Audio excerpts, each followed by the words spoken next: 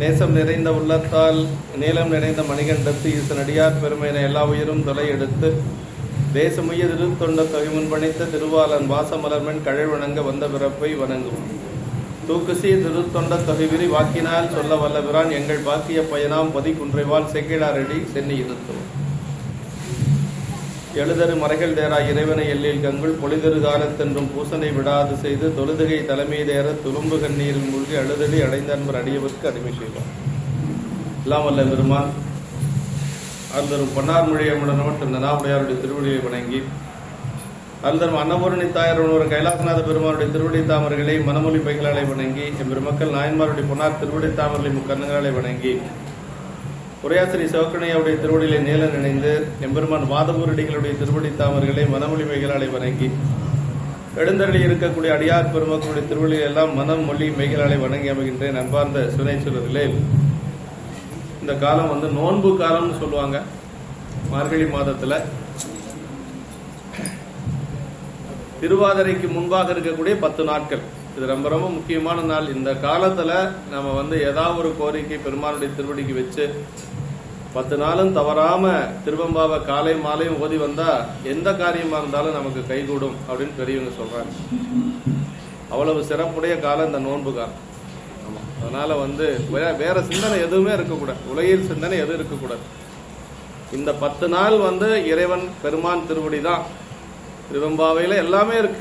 திருவம்பாவை ஏன் நம்ம பாடணும் அப்படின்னா, அடியார் பெருமை இருக்கு, பெருமானுடைய பெருமை இருக்கு, இறைவனுடைய திருவடி சிறப்பு இருக்கு, எல்லாமே இருக்கு அதுல. அதனாலதான் திருவம்பாவை பாடுனா பெரிய புராணமும் நம்ம பாடின மாதிரி தான், பெரிய புராணம் படிச்ச மாதிரி தான், அடியார் பெருமைகள் தானே. அதனால இந்த ஒரு மணிவாசக பெருமானே பாவை பாடிய வாயால் கோவை பாடுங்கன்னு இல்லைங்களா, திருவாசகம் பாடிய வாயால் திருக்கோவையார் பாடுன்னு சொல்லலை. அப்ப திருவாசகத்து ஒட்டுமொத்தத்துக்கும் என்ன ஒரு பெருமைனா திருவம்பாவை தான் பெருமை. திருவம்பாவை பாடுனா திருவாசகம் முழுவதும் பாடின மாதிரி. அதனாலதான் பெருமானே அப்படி கேட்கிறார், பாவை பாடிய வாயால் கோவை பாடுகன்னு. கூத்த பெருமானுடைய திருவாக்கு. அப்படி இந்த சைவத்துல நமக்கு 12 திருமுறைகள் எல்லாத்துக்கும் தெரியும். 12 திருமுறைகள்ல திருவாசகம் 8ஆம் திருமுறையாக இருக்கக்கூடியது. திருவாசகத்தினுடைய மணிமுடியாக இருக்கக்கூடியது என்னன்னா கோவையார் திருவெம்பாவை. பாவை தான் திருவெம்பாவை. திருவாசகத்தினுடைய மணிமுடியாக இருப்பது திருவெம்பாவை. இத தினசரி இப்ப நம்ம நமக்கு 2 வழிபாடு, ஒன்று ஆன்மார்த்தம், இன்னொன்று பரார்த்தம் இல்லைங்களா. எப்பொழுதும் பரார்த்தத்துக்கு வரவங்க ஆன்மார்த்தம் முடிச்சுட்டு தான் பரார்த்தத்துக்கு போகணும். அதான் விதி. சரி, முடியல அப்படின்னா பரார்த்தம் முடிச்சுட்டு அப்புறம் வருவாங்க. அது என்னன்னா அவங்களுடைய சூழ்நிலை பொறுத்து இருக்கு. ஆனா விதி என்னன்னா, முதல்ல ஆன்மார்த்தம், அதற்கு பிறகு பரார்த்தம். உள்ளுக்குள்ள இருக்கிற பெருமானை எழுந்தருள் செய்து பூசையெல்லாம் செய்து மீண்டும் நம்ம ஒடுக்கிட்டு அதற்கு பிறகுதான் இங்க இருக்க கோயிலில் இருக்கக்கூடிய சாமியை வணங்குறதுக்கு வருவது. இப்படி 2 வழிபாடுமே இந்த நோன்பு காலத்துல நம்ம திருவம்பாவை ஓதி தான் செய்யணும் அப்படிங்கிறது ஒரு விதி இருக்கு. பெருமான் ரெண்டு வழிபாடுமே அப்படிதான் செய்ய சொல்றாங்க. இந்த திருமுறை 12 திருமுறைகள் பாராயணம் செய்யக்கூடியவங்க ஒரு நாளைக்கு 50 பாடல் பாராயணம் செய்வாங்க. அப்படி பண்ணுனா ஒரு வருஷத்துல 12 திருமுறை நிறைவாகும். அது ஒரு கணக்கு இருக்கு. ஒரு நாளைக்கு 50 பாட்டு அப்படின்னா 5 பதிகம்.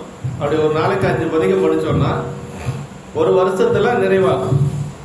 பெரிய புராணம் என்றும் இன்பம் பெருகும் வரைக்கும் வரலாம். அப்படிதான் சிவகுணி ஐயா பலமுறை அவர் பாராயணம் செஞ்சிருக்கிறார் முழுமையா. 12 திருமுறை பாராயணம் செய்யணும்னா ஒரு விண்ணப்ப சங்கற்பம் எடுத்துக்கணும்.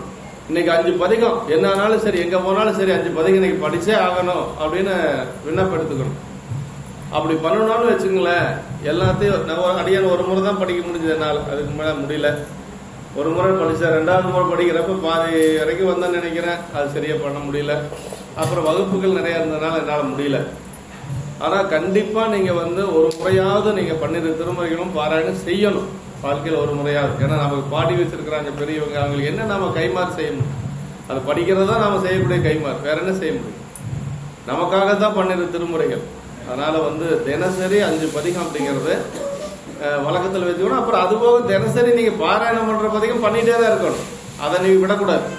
இப்போ 10 பதிகம் நம்ம மனப்பாடம் பண்ணிருக்கிறோம்னு வச்சுக்கோங்களேன், அந்த 10 பதிகத்தை சொல்லிட்டே தான் இருக்கணும். அது அது தனி, அந்த பாராயணம் அப்படிங்கிறது தனி. அப்படிதான் பெரியவங்க செய்து கொண்டு வராங்க. அப்படி இந்த காலகட்டத்தில் அப்படி 50 பாடல் படிக்கிறவங்களும் கூட இந்த நோன்பு காலத்துல வந்து திருவெம்பாவை மட்டுமே பாடுவாங்க அப்படின்னு சொல்லி பெரியவங்க நமக்கு குறிப்பு கொடுத்துருக்காங்க. திருவெம்பாவைக்கு அவ்வளவு ஒரு சிறப்பு. அது திருமணமாகாத பெண்கள் வந்து மார்கழி திங்கள் திருவாதிரையில தொடங்கி தை திங்கள் திருவாதிரை வரைக்கும் அவங்க நோன்பு இருப்பாங்களா. அந்த காலத்துல தை நீராடல் அப்படின்னு ஒரு சடங்கு இருந்திருக்கு. பரிபாடல் எல்லாம் சொல்லப்பட்டிருக்கு. சங்க இலக்கியங்கள் எல்லாம் அது இருக்கு. சைவர்களுக்கெல்லாம் இப்போ சைவர்களுக்கு ஒரு நோன்பு அப்படிங்கிறது அது திருவாதிரை அப்படிங்கிறது நமக்கு ஞானசம்பந்த பெருமானே பாடியிருக்கிறார். ஆதிரை நாள் காராது போதையோ பூம்பாவா என்று சொல்லி பூம்பாவை பதியத்துல பாடியிருக்கிறார். அப்படி திருவாதிரை நோன்பு வழிபாடு அப்படிங்கிறது நமக்கு தொன்று தொட்டு இருக்கக்கூடிய ஒன்று. நமக்கு கொங்கு நாட்டிலே எல்லா பல இடங்கள்ல திருவாதிரை வழிபாடு நடந்து கொண்டுதான் இருக்குது. இப்ப நம்ம அம்மா எல்லாம் கூட அவங்களுடைய மரபுப்படி முந்தின நாள் அந்த மிருகசீரிச நட்சத்திரம் முந்தின நாள், அடுத்த நாள் திருவாதிரை நட்சத்திரம். அந்த மிருகசீர நட்சத்திரத்தில் தான் நோன்பு அவங்க விடுறது. அப்புறம் திருவாதிரை என்ன செய்வாங்கன்னா போய் பெருமானை தரிசிக்கிறது. நம்ம ஆதிரை நாள் பெருமானை போய் கூத்த பெருமானை வழிபாடு செய்யறது திருவாதிரையில. நோன்பு எப்ப முடிச்சுக்கிறது அப்படின்னா மிருகசீரிசம் இருக்கிறதுக்குள்ள அவங்க நோன்பு முடிச்சிருவாங்க. அது எப்ப அந்த நேரம் எல்லாம் பார்த்து அதெல்லாம் சரியா பெரியவங்க செய்வாங்க. அப்படி இது வந்து தொன்று தொட்டு நிகழ்ந்து வரக்கூடிய ஒன்று. அதுல வந்து நமக்கு மணிவாசக பெருமான் என்ன செய்யறாருன்னா தல யாத்திரையா வர பல முறை நாம சிந்திச்சிருக்கிறோம் இல்லைங்களா. திருப்பெருந்துறையிலிருந்து தல யாத்திரையாக வருகின்ற பொழுது திருப்பெருந்துறையில பெருமான் வந்து எல்லாருக்கும் எல்லாம் அந்த அந்த பொய்கையில வந்து ஒரு சோதி பிழம்பு வருகின்ற பொழுது எல்லாரும் அதுல சேர்ந்து அதுல போய் திருவடி அடைஞ்சிடறாங்க. மணிவாசக பெருமான் அதுல போகிறதுக்கு வராரு. அப்போ பெருமான் வந்து அவரை தடுக்கிறாரு. நீ தில்லைக்கு வா அப்படின்னு சொல்லி சொல்றாரு. அப்படி தில்லைக்கு வா அப்படின்னு சொல்லி சொன்னோம்னா அது பல பதிகங்களை சொல்றாரு. கல்லா மனத்து கடைப்பட்ட நாயனை வல்லாளன் தென்னன் பெருந்துரையான் பிச்சேற்றி கள்ளை பிசைந்து கனியாக்கி தன் கருணி வெள்ளத்தை அழுத்தி வினைகடிந்த வேதியனை தில்லை நகர்வுக்கு சிற்றம்பலம் மண்ணும் ஒல்லை விடையானை பாடுதுங்கான் அம்மா நாய் அப்படிங்கிறார். தில்லைக்கு வர சொல்லி இந்த கோலமார்தர் பொதுவினில் வருகை என நாயினேனை நலமொழி தில்லையுள் கோலமார்தர் பொதுவினில் வருகை என்று சொல்லி கீர்த்தி திருவாவர்களை பாடியிருக்கிறார். இறைவனே சொன்னது. பெருமானே ஆட்கொண்ட பெருமானே அவரை வந்து நீ எங்க தில்லைக்கு வாப்பா அப்படின்னு சொல்லி சொன்னது. அப்புறம் அவரு அந்த பயணத்துல வருகின்ற பொழுது முதல்ல அவர் போன கோயில் தான் உத்தரகோசம் மங்கை. உத்தரகோசம் மங்கையில பெருமான் காட்சி கொடுக்கறன்னு சொல்லிட்டு மறைஞ்சிடுறார். பெருமான் காட்சி ரொம்ப நேரம் கொடுக்கறது இல்லை. அப்பதான் வந்து அந்த பதிக நீத்தல் விண்ணப்பம் பாடுறார். விட்டுடுதி கண்டாய் அப்படின்னு. அதை விட்டுடுதி கண்டாய் என்ன விட்டுடுவியா நீயே பெருமானே, நீங்க உங்களுடைய காட்சி கிடைக்காதா, என்னை விட்டுருவீங்களா அப்படின்னு சொல்லி மணிவாசக பெருமான் ஏங்கி பாடியதாக அந்த திருப்பதிகம் இல்லைங்களா. கடையவனே கருணையினால் கலந்து ஆண்டு கொண்ட விடையவனே விட்டுடுதி கண்டாய் விரல் வேங்கையின் தோளுடையவனே மண்ணும் உத்தரகோசம் அங்கைக்கரசே சடையவனே தளர்ந்தேன் எம்பிரான் என்னை தாங்கிக் கொள்ளேன். பெருமான் நம்ம கடைசியா நம்மளால ஒண்ணுமே செய்ய முடியலன்னு வச்சுங்களேன். அதுதான் நமக்கு கதி, வேற ஒண்ணும் கிடையாது. தளர்ந்தேன் எம்பிரான் என்னை தாங்கிக் கொள்ளேங்கிறத வேற என்ன செய்ய முடியும் நம்ம. அதான் அப்படி அங்க அது இந்த விண்ணப்பம் நீத்தல் விண்ணப்பம் வைத்ததுக்கு பிறகு இறைவன் அங்கு காட்சி கொடுத்து அவருக்கு அட்டமா சித்திகள் எல்லாம் கொடுக்கிறார். அட்டமா சித்திகள் கொடுத்து அதற்கு பிறகு மறைஞ்சிடுறார். மீண்டும் தில்லைக்கு அவர் புறப்படுறார். அப்படி புறப்பட்டு வருகின்ற வழியில தான் திருக்கழுக்குன்ற வரார். திருக்கழுக்குன்ற பெருமானை அங்கு குருநாதராக காட்சி கொடுக்கிறார். உத்தரகோசையிலும் அங்க மறைந்த பெருமான் திருக்கழுக்குன்றத்துல காட்சி கொடுக்கிறார். அங்கதான் குருநாதராக காட்சி கொடுக்கிறார். இல்லைங்களா. நம்ம எல்லாம் போனோம் இல்லையா யாத்திரையில, அந்த கீழ்கோயில தான் காட்சி கொடுத்தது, மேல கிடையாது. கீழ்கோயில தான் காட்சி கொடுத்தது. அதான் பிணக்கில்லாத பெருந்துரை பெருமான் உன் நாமங்கள் பேசுவார்க்கு இணக்கில்லாததோர் இன்பமே வரும் துன்பமே துடைத்து எம்பிரான் உனக்கில்லாததோர் வித்து மேல் விளையாமல் என் வினை ஒத்தபின் கணக்கில்லா திருக்கோலம் நீ வந்து காட்டினாய் கழுக்குன்றிலேன்னு. எப்ப சாமியினுடைய திருக்கோலம் நமக்கு கிடைக்கும், குருநாதராக எப்ப சாமி காட்சி கொடுப்பார்னா இருவினையப்பு வந்தாதான் காட்சி கொடுப்பார். அதான் என் வினை ஒத்தபின் கணக்கில்லா திருக்கோலம் நீ வந்து காட்டினாய் கழுக்குன்றிலே அப்படின்னு சொல்லி சொல்றார். பெருமான் அங்க காட்சி கொடுத்து மீண்டும் மறைஞ்சிடுறார். அதற்கு பிறகு அப்படியே வழிபாடு செய்து கொண்டு பல தலங்களை வழிபாடு செய்து கொண்டு திருவாரூர் போன்ற தலங்களை எல்லாம் வழிபாடு செய்கிறார். திருவிடை மருதூர் வழிபாடு செய்கிறார். அதற்கு பிறகு சீர்காழி போறார். சீர்காழியில தான் அந்த பிடித்த பத்து பாடுறாரு. அங்க சிக்கன பிடித்தேன் எங்கெழுந்தருள்வதினி என்று சொல்லி அங்கிருந்து மீண்டும் வந்து அவர் பல இதே மாதிரி வழிபாடு செய்து கொண்டு திருவண்ணாமலை போறார். அப்படி திருவண்ணாமலை செல்லுகின்ற காலம் தான் இந்த காலம், நோன்பு காலம், மார்கழி மாதம். மார்கழி மாதம் இந்த நோன்பு காலத்துல பெண்கள் எல்லாம் அப்படியே நீராடுவதற்காக செல்லுகின்ற பொழுது விடியற் காலையில 4 மணி 5 மணிக்கு அவங்க பாட்டுக்கு ஏதோ முணுமுணுத்துட்டு போறாங்க. என்ன பேசிட்டு போறாங்க, என்ன பாடிட்டு போறாங்கன்னு அவருக்கு தெரியாது. ஆனா ஏதோ பெருமானுடைய பெருமைகளைத்தான் பேசிட்டு போறாங்க அப்படிங்கிறது மட்டும் தெரியுது. இறைவனுடைய பெருமைகளை பேசிக்கொண்டு ஒவ்வொரு பெண்களாக எழுப்பி கொண்டு அப்படியே அவங்களுக்குள்ள அப்படி பேசிட்டு உலகியல் நடையில் அப்படி பேசிட்டு போறாங்க. அதை பார்த்துதான் அவர் வந்து நமக்கு திருவெம்பாவை அருளியதாக நமக்கு இந்த பதிகத்தினுடைய ஒரு வரலாறு அப்படிதான் நமக்கு வந்ததாக சொல்லுவாங்க. அப்படி தில்லைக்கு புறப்பட்ட அடிகள் வந்து திருவண்ணாமலையில இதெல்லாம் பார்த்துட்டு கொஞ்ச நாள் அங்க தங்கி இருக்கிறார். அப்படி தங்கிய காலத்துலதான் அந்த திருவெம்பாவை உற்சவம் நடக்கிறது. அந்த பெண்கள் திருமணமாகாத இளம்பெண்கள் தான் இந்த நோன்பு காலத்துல அப்படி எல்லாம் பாடிட்டு போறாங்க. அப்படி வைகரையில் துயிலுணர்ந்து இறைவன் புகழை பாடியவாறு ஒரு குழுவா போறாங்க. எல்லாரும் பெண்கள் வந்து எல்லாரும் ஒரு குழுவாக சென்று கொண்டிருக்கிற பொழுது அதையெல்லாம் பாடி நமக்கு வந்து இந்த பதிகத்தை நம்முடைய மணிவாசக பெருமான் நமக்கு கொடுக்கிறார். திருவாசகம் எப்படி அமையப்பெற்றிருக்குதுன்னா முதல் அகவலாக அமையப்பெற்றிருக்கு இல்லைங்களா. முதல்ல வந்து நமக்கு சிவபுராணம், அப்புறம் கீர்த்தி திருஅகவல், போற்றி திருஅகவல், அண்டப்பகுதி, போற்றி திருஅகவல். அதற்கு பிறகு நீத்தல் விண்ணப்பம் 50 இது சதகம், திருச்சதகம் 100 பாட்டு. அதற்கு அடுத்தது 50 பாடல் நீத்தல் விண்ணப்பம். அதற்கு பிறகு திருவெம்பாவை, அப்புறம் 20 பதிகம், அதுக்கு அடுத்து 10. இப்படிதான் வருது. அதனால சிவபுராணம் முதல்ல பாடப்பட்டது அப்படிங்கிறதுல எந்த ஒரு மாற்று கருத்து இல்லை. மற்ற பதிகங்களால் முன்ன பின்ன இருக்கலாம், இது முன்னாடி பின்னாடி அப்படி இருக்கலாம். தொகுக்கின்ற பொழுது முதல்ல அகவல் தொகுத்துட்டு, அகவல் கணக்கே கிடையாது, எவ்வளவு வேணாலும் இருக்கலாம். அகவல் அப்படின்னா எவ்வளவு வேணாலும் இருக்கலாம். அகவல் முதல்ல தொகுத்து அதற்கு பிறகு 100 பாடல்கள் இருக்கக்கூடிய திரு சதகத்தை நமக்கு முன்பாக வைத்து, அதற்கு பிறகு 50 பாடல் இருக்கக்கூடிய நீத்தல் விண்ணப்பத்தை வைத்து, அப்புறம் 20 பாட்டுக்கு வர்றார். இப்படிதான் நமக்கு திருவாசகம் அமையப்பெற்ற முறை. அந்த வகையில நமக்கு வந்து திருவெம்பாவை நீத்தல் விண்ணப்பத்துக்கு அடுத்தது வச்சிருக்கிறாங்க. நீத்தல் விண்ணப்பத்துக்கு அடுத்து ஏன் வைக்கணும்னா, பிரபஞ்ச வைராக்கியம் வேறுங்க நீத்தல் விண்ணப்பத்துக்கு. அப்படின்னா பிரபஞ்ச வைராக்கியம்னா இந்த உலகத்தின் மீது இருக்கக்கூடிய பாசங்கள் நீங்கி இறைவனுடைய திருவருள்ல ஆன்மா நயித்து இருக்கக்கூடியது. அதான் வந்து இந்த நீத்தல் விண்ணப்பம். அந்த பிரபஞ்ச வைராக்கியத்துல வந்து பாச நீக்கம் அடைந்த ஆன்மா, எப்படி இருக்கு, திருவருள்ல அப்படி ஒடுங்கி இருக்கு. அப்படி திருவருள்ல ஒடுங்கி இருக்கக்கூடிய ஆன்மாக்களுக்காக பாடப்பட்டதுதான் இந்த திருவெம்பா. முதல்ல பாசனைக்கு ஆயிடுச்சு. பாசனைக்கு ஆன ஆன்மா அடுத்து என்ன செய்யும், பெருமானுடைய திருவடியில அப்படி பற்றி நிற்கும். அப்படி இருக்கக்கூடிய இந்த பதிகத்தை சொல்ற, மலவிருளுற்று உறங்காமல் மண்ணுபதி வாகரருள் செலமுழுக வருகை என செப்பல் திருவெம்பாவை என்று சொல்லி திருப்பெருந்துறை புராணத்தில் சொல்லப்பட்டிருக்கு. திருவெம்பாவை தேச சக்திகளை மருவி வியந்து வாய்மொழி பகர்ந்தது என்று சொல்லி உலகையில் எல்லாம் நீங்கி ஒரு ஆன்மா திருவருளை எப்படி லயித்திருக்கணும் அப்படிங்கறத சொல்லுவதுதான் இந்த திருப்பதிகம். இதுல முதல் பாட்டு எல்லாரும் சேர்ந்து பாடுங்க.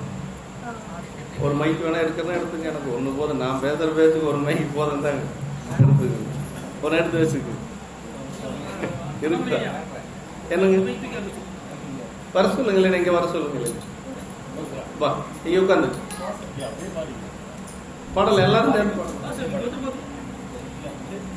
அங்கேயே உட்காந்துக்கிறனா மைக் எடுத்துட்டு வரணும், இல்லைன்னா இங்கே வரணும். அப்படியா, சரி. ஒரு மைக் எடுத்துக்கலாம். அப்படியா, சரி. எப்படி பண்றாரு ஆரம்பிச்சுக்கலாம். ஆதியும் மந்தமும் எல்லாரும் பேரும் சோதியையாமாட கேட்கேலும் பாடகங்கள் மாதேவரலியோ செலியோனின் செலியான் மாதேவன் வார்கள் வாழிய பாதொலி போல் விதிவாய் கேட்டலுமே போதாரமலின் மேல் என்றும் போரண்டும் ஏதேனுமாகால் கிடந்தால் எங்கே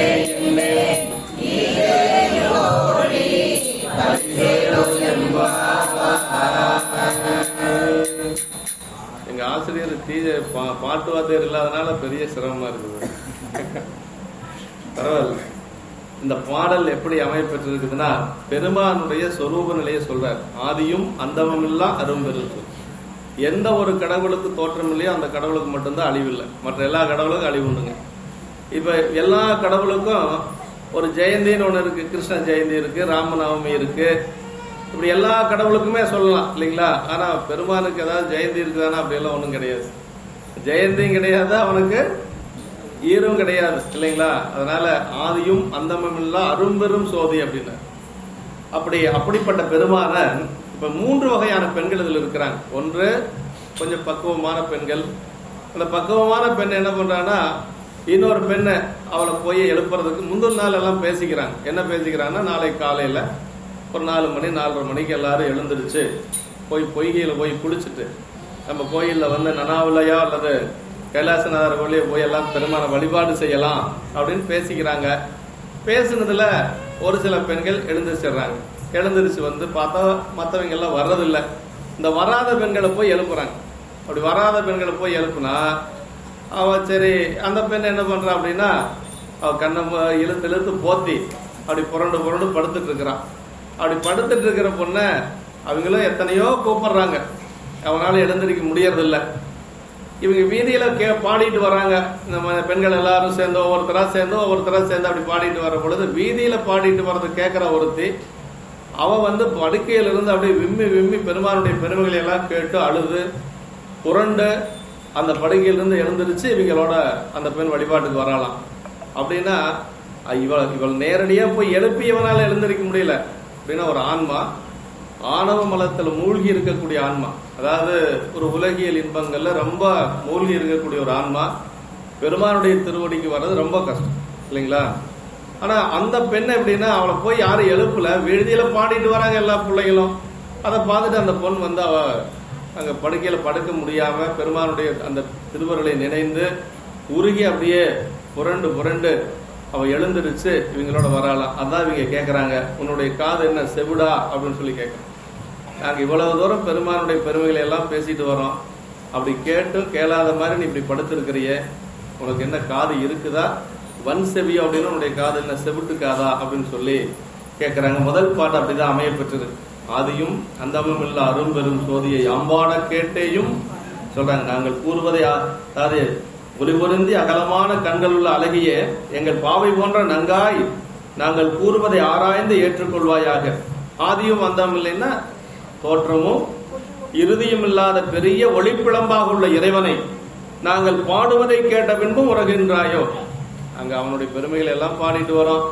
அப்ப இறைவனுடைய பெருமைகளை கேட்டு நீ இப்படி வந்து தூங்கிட்டு இருக்கலாமா, உறங்கலாமா என்று சொல்லி, அப்படி உறங்கிக் கொண்டிருக்கிறீங்களே என்று சொல்லி, உன்னுடைய காதுகள் தான் செவிட்டு காதுகளோ, வன் செவியோ நின் செவிதான், மாதேவன் வார்கள் வாழ்த்திய வாழ்த்தொழிவாய்.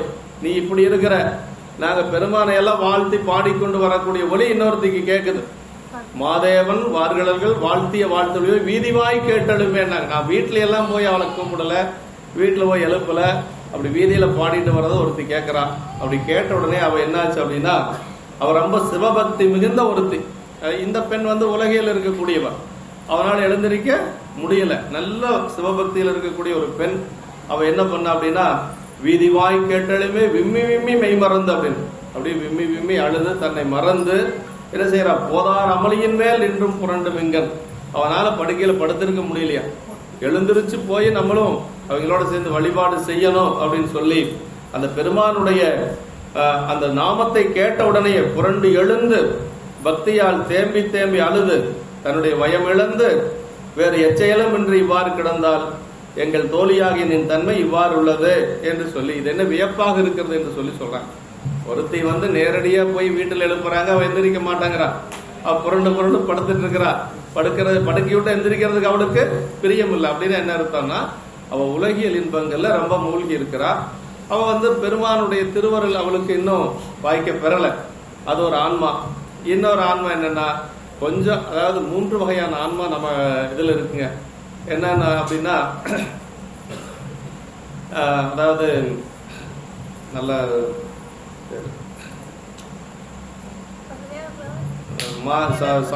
அதாவது வைநகியர் 3 வகையான ஆன்மாக்கள் சொல்லுவாங்க. பிராகிருதர். பிராகிருதர் அப்படிங்கிறது உலகியல் இன்பங்கள்ல மூழ்கி கிடக்கக்கூடிய ஆன்மா. பிராகிருதர் அப்படின்னா உலகியல் இன்பங்களையே அறிவித்துக் கொண்டு இருக்கக்கூடிய ஆன்மா. இன்னொன்னு வைநகியர் அப்படின்னு சொல்லி, வைநகியர் அப்படின்னா என்னன்னா கொஞ்சம் நூலெல்லாம் படிச்சு கொஞ்சம் பக்குவமா இருக்கக்கூடிய ஆன்மா. அவங்களுக்கு வந்து கொஞ்சம் சொன்னா போதும். இந்த எப்படி அந்த பாருங்க, அந்த வீதியில பாடிட்டு வர்றது கேட்ட உடனேயே அவ வந்து பெருமானுடைய திருவருளை மிகுந்த அன்போடு இருக்கிற பாருங்க, அவளுக்கு பேர் வைநகியர் அப்படின்னு சொல்லி பேருங்க. இன்னொன்னு சாமசித்தருங்க. சாமசித்தருங்கிறது என்ன அப்படின்னா அவங்க போன பிறப்புலயே பெருமானுடைய திருவடி பற்று கூட இருக்கக்கூடிய ஞானசம்பந்த பெருமான். எப்படி பண்டு திருவடி மரவா பான்மையோர் அப்படின்னு, பண்டு திருவடி மரவா போன பிறப்புலயே பெருமானுடைய திருவடியில இருந்தவங்க. நாவுக்கரசு பெருமான் எடுத்துங்க, முன்னாமே முனியாகி இணையடைய தவம் முயன்றான் அப்படின்னு. அதே மாதிரி நம்பிகள் எடுத்துங்க, போன பிறப்பிலே பெருமானுக்கு அணுக்கு தொண்டராக இருந்து வந்தவர். இப்படி அவங்க எல்லாம் வந்து சாமு சித்தர்கள் அப்படின்னு சொல்லி சொல்றாங்க. இந்த 3 வகையான ஆன்மாக்களையும் தான் இந்த முதல் பாட்டில் சொல்றேன். முதல்ல அந்த கொஞ்சம் பக்குவமா இருக்கக்கூடிய ஒரு ஆன்மா. இன்னொன்னு ஒண்ணுமே பண்ண முடியாது, கண்டதே காட்சி கொண்டதே கோலம் என்று சொல்லி இருக்கக்கூடிய ஆன்மா. அது வரும். எப்ப வரும்னா கொஞ்சம் பெருமானுடைய திருவருள் நிரம்ப வந்து கொஞ்சம் பக்குவம் வந்த பின்னாடி வரும் இல்லைங்களா. இன்னொன்னு வந்து ஏற்கனவே போன பிறப்பிலேயே பக்குவமாக இருக்கக்கூடியது. அதெல்லாம் இதை வந்து நமக்கு ஞானத்தை சொல்லுகின்ற பொழுது 3 சொல்லுவாங்க. மந்தம் 4 சொல்லுவாங்க. மந்தம், மந்ததரம், தீவிரம், தீவிரதம். மந்தம் அப்படிங்கிறது வாழமட்டையில தீ பத்துற மாதிரி முடியுமா அப்படின்னா முடியவே முடியாது. இன்னொன்னு மந்ததரம் அப்படிங்கிறது பச்சை விறகுல கொஞ்சம் பத்திக்கும். எரிஞ்சிட்டு இருக்கிற தீயில கொண்டே பச்சை விறகு போட்டா பிடிச்சுக்கிறோம் இல்லைங்களா, அது ஒரு கொஞ்சம் பரவாயில்ல. இன்னொன்னு என்ன அப்படின்னா தீவிரம். தீவிரங்கிறது என்ன அப்படின்னா கொஞ்சம் கரியில தீப்பற்றுவது போல, கறி அடுப்பு கறி இருக்குது பாருங்க, அது கொஞ்சம் எளிதா தீப்பற்றும். தீவிரதரம் அப்படிங்கிறது கற்பூரத்துல தீப்பற்றுற மாதிரி. இப்ப 4 வகையான ஆன்மா இது சொல்லுவாங்க நமக்கு. அதான் முக்தியில 4 வகையா சொல்லுவாங்க. இதுல வந்து இந்த இதுல வந்து 3 வகையான ஆன்மாக்களை இந்த பாட்டுல சொல்ற. அதான் இந்த பாடல் முதல் நாளே பேசி வச்சு அதற்கு பிறகு வந்து அவனால போக முடியல, எந்திரிக்க முடியல அப்படிங்கிறது. அதான் பெருமானை பத்தி சொல்றாரு பாருங்க. வியாபக பெருமானுடைய அந்த ஒரு சொரூப நிலையை சொல்றார். ஆதியும் அந்தமும் இல்லாத பெரும் சோதி அப்படின்னாரு. தோற்றமும் அறிவும் இல்லாததும் அரியதும் பெரியதுமான ஒலி. அதான் வந்து பதிப்பொருள் அப்படிங்கிறது. அப்படி அதுக்கு தோற்றமோ அல்லது அழிவோ கிடையாதுங்க. அதான் ஆதி அந்தம் என்று சொல்லி 2மே இல்லாதவன் பெருமான் என்று சொல்லி சொல்றார். பெருமான் அப்படின்னு என்னன்னா இந்த உலகத்துல எங்கும் நிறைந்து இருக்கக்கூடியவன் பெருமானுங்க. அதான் வியாபகம் அப்படின்னு சொல்லி சொல்லுவாங்க. விஸ்வநாதன் சொல்லும் இல்லையா, அண்டம் முழுதுடையார். விஸ்வநாதன் உலகம் பூரா பரவி இருக்கக்கூடிய பரம்பொருள் ஒன்றுதான். அதான் வியாபகம் அப்படிங்கிறது. இன்னொன்னு உலகத்துல அடக்கி இருக்கக்கூடிய பொருள் வியாபியம். நம்மளை எல்லாம் அதுக்குள்ள சாமி அடக்கி வச்சிருக்கிறார். நம்ம எல்லாம் வியாபியம். இறைவன் ஒருவன் தான் வியாபகம் அப்படின்னு சொல்லி சொல்றார். அதான் அவனுக்கு பேர் விஸ்வநாதன் அப்படின்னு சொல்லி சொல்லுவாங்க. அப்படி அதான் ஆதியும் அந்தமும் இல்லா அரும்பெரும் சோதி அப்படின்னார்.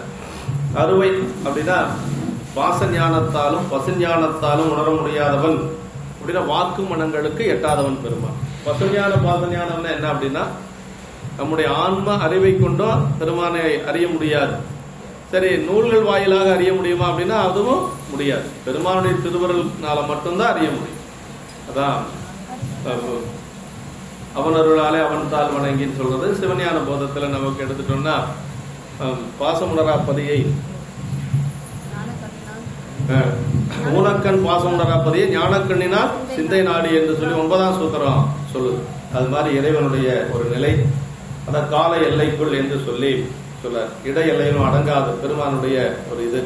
திருமந்திரத்துல அண்ட ஒளியும் அகண்ட ஒளியுடன் பிண்ட ஒளியால் பிதற்றும் பெருமையை உண்ட விலைக்கில் உள்ளொளிக்கு ஒழித்தது கொண்ட குறியை குலைத்தது தானே என்று சொல்லி இதுல வந்து சொல்லப்பட்டிருக்கு. இப்படி இந்த முதல் பாடலாகிய திருப்பாடல் திருவண்ணாமலையில் அருளி செய்யப்பட்டது என்பதும் அங்கு இறைவன் வந்து எப்படி இருக்கார், ஜோதி பிளம்பாக இருக்கிறார். அதான் அந்த மலை என்ன அப்படின்னா ஜோதி பிளம்பாக நின்றதான் மலையாக நமக்கு இருக்கக்கூடியது. திருவண்ணாமலைக்கு மட்டும் ஒரு சிறப்பு என்னன்னு கேட்டீங்கன்னா, நீங்க கோயிலுக்குள்ள கூட்டமா இருக்குதுன்னு போகலின்னு வருத்தப்பட தேவையில்லை. ஆனா என்ன செய்யணும், கிரிவலம் வரணும். கண்டிப்பா நீங்க கோயிலுக்கு போறீங்களா இல்லையா, கிரிவலம் வர்றதுதான் சிறப்பு. ஏன்னா இறைவனே அங்க வந்து அந்த மலையாகத்தான் இருக்கிறார் அப்படின்னு சொல்லி சிவபிரகாஷ் சாமிகள் பாடுறாரு. அவன் சோனசைல மாலை 100 பாட்டு சிவபிரகாஷ் சாமிகள் பாடியது.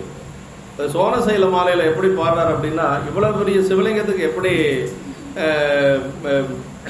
அபிஷேகம் நடக்கும் அப்படின்னா, சோனசைல மாலையில என்ன சொல்றாரு அப்படின்னா, மேகம் என்று சொல்லக்கூடிய ஒரு பாத்திரத்துல மலை என்று சொல்லக்கூடிய அபிஷேகம் தான் அதுக்கு அபிஷேகம். யாருக்கு? திரு அண்ணாமலை பெருமானுக்கு. ஆமா, மலை அப்படிங்கிற ஒரு அபிஷேகம், மேகம் என்று சொல்லக்கூடிய பாத்திரம். இது சோனசைல மாலையில நம்முடைய சிவபிரகாஷ் சாமிகள் பாடியிருக்கு. அவர் பாடிய முதல் நூல் சோனசைல மாலை. அப்புறம் 4 நான்மணி மாலை பாடியிருக்கார். இந்த சோனசைல மாலை கிரிவலம் வருகின்ற பொழுது அதை பாடணும் அப்படின்னு சொல்லுவாங்க. அவர் அப்படியே கிரிவலம் வருகின்ற பொழுது 100 பாட்டையும் பாடிக்கொண்டு வந்ததாக நமக்கு பெரியவங்க குறிப்பு கொடுக்கிறார். அப்ப சோனா அப்படின்னா சிவன் தான் அர்த்தங்க. அந்த மலை எப்படி இருக்குன்னா சிவந்த மலை, ஏன்னா நெருப்பு தானே, அதனால சோன சைல மாலை என்று சொல்லி அதுக்கு பேர். சிவந்த அழகுடைய பெருமான் என்று சொல்லுவாங்க. இப்படி அந்த திருவண்ணாமலை பெருமானை பற்றி பாடியதுதான் இந்த திருப்பதிகம் என்று சொல்லுவாங்க. அதனால நீங்க கோயிலுக்கு போல கூட்டமா இருக்குது, 7 மணி நேரம் ஆச்சு, 8 மணி நேரம் ஆச்சுன்னா 4 மணி நேரத்துல கிரிவலம் வந்துடலாம். ஏன் போய் 7 மணி நேரம் உட்காந்து நின்றுட்டு இருக்கோன்னு தேவையில்லைங்க. ஞானசம்பந்த பெருமான் வழிபாடு செய்கின்ற பொழுது அவர் எங்க அந்த பதியம் அடியண்ணாமலை இல்ல, அரையணை நல்லூர். அரையணை நல்லூர் இருக்கிற பொழுது ஞானசம்பந்த பெருமானுக்கு வடிவு தோன்றங்கிறார் சேக்கிழார் பெருமான். ஆமா, சிவபெருமானுடைய அந்த மலையை பார்த்த உடனே ஞானசம்பந்த பெருமானுக்கு என்ன தெரிஞ்சதுன்னா பெருமானுடைய வடிவு தோன்றியது அப்படின்னு சொல்றாரு. அப்ப அந்த மலை தான் சாமி. ஏன்னா ஞானசம்பந்த பெருமான் கண்ணுக்கு அப்படி தெரிஞ்சிருக்குது. அங்கிருந்து தான் அண்ணாமலை பதிகம் பாடுறாரு. அது தெரிஞ்சுக்க நீங்க. திருவண்ணாமலை பதிகம் ஞானசம்பந்த பெருமான் எங்க இருந்து பாடுறாரு? அரையணை நல்லூர்ல இருந்து பாடுறாரு. மலையை பார்த்து தான் பாடுறாரு. அதனால கோயிலுக்குள்ள போக முடியல. இப்ப இந்த 10 நாளும் சரியான கூட்டமா. ஒரு கவுந்தப்பாடியில இருந்து ஒரு அன்பர் போனார், 7 மணி நேரம் லைன்ல நின்று இருக்கிறாங்க. தேவையே இல்லை, ஒரு 4 மணி நேரத்துல கிரிவலம் வந்துட்டு வந்துடலாம், வேலை முடிஞ்சது. உள்ள போய் என்னத்தை பார்க்க போறீங்க? அவன் தள்ளும்பான். மனசார பதிகங்கீது பாடி அப்படி கிரிவலம் வந்துட்டே இருக்கலாம். அதனால கிரிவலம் போறதுதான் சிறப்பு. கருவிகரணங்கள் நல்லா இருக்கிற பொழுது போனா தாங்க. நடக்க முடியாத கோல் ஊனிட்டு போற போது எங்க போய் என்ன பண்ண முடியும்? ஐயா போவாருடா, நம்ம மருத்துவர் ஐயா, அது பாட்டுக்கு போவாரு, கிரிவலம் வந்துடுவாரு. கோயிலுக்குள்ள எல்லாம் போறது இல்ல. வாய்ப்பு கிடைச்சா போலாம், போகக்கூடாதுன்னு ஒண்ணு நமக்கு சங்கல்பம் எல்லாம் ஒண்ணும் இல்லை. போக முடியல, வருத்தப்பட தேவையில்லைங்கிற நான், வேற ஒண்ணு இல்லை. அதான் சோனசைல மாலையில் அப்படித்தான் சொல்லப்பட்டிருக்கு. சிவபிரகாஷ் சாமியில் அதான் சொல்ல, அதுதான் சாமியே, அதுதான். அங்க ஒருத்தர் சிவபிரகாசன் ஒருத்தர் இருப்பாரு. அவரு இது வள்ளல் பெருமான் மேல ரொம்ப ஈடுபாடு கொண்டவர். அவர் சன்மார்க்க சங்கத்துக்காரரு. அவரு கொஞ்சம் காலெல்லாம் ஆக்சிடென்ட் ஆகி அவர் படுத்துதான் இருப்பார். நல்ல ஞானம் உடையவர். எப்ப போய் அவரை பார்த்தாலும் கிரிவலம் வந்தீங்களா அப்படிம்பார். கிரிவலம் வந்தீங்களா அப்படிம்பார். கிரிவலம் வர்றதுதான் சிறப்பு. திருவண்ணாமலையில் போல் சாப்பிட்டு போட்டு ரூம் போட்டு படுத்து தூங்கிட்டு கோயிலுக்கு ஒரு நாளைக்கு 7 தடவை போறதுனால எல்லாம் ஒன்றும் பெரிய இது இல்லை. கிரிவலம் வரணும். முடியாதவங்க பரவாயில்ல, அதனால முடிஞ்சவங்க கிரிவலம் போகணும். சின்ன வயசா இருக்கிறவங்க எல்லாம் இப்போ போய்க்கணும், வயசானா போக முடியாதுங்க. அதனால அதான் பெருமானுடைய அந்த ஜோதி மலையாய் நின்றது. அவன் முடியும் அடியும் காண முடியாத அயனுமாலும் அயர்ந்து நின்றதும் நினைக. இதனால் இறைவனின் சொரூப நிலை வலுத்தப்பட்டது. இறைவனுக்கு 2 நிலை.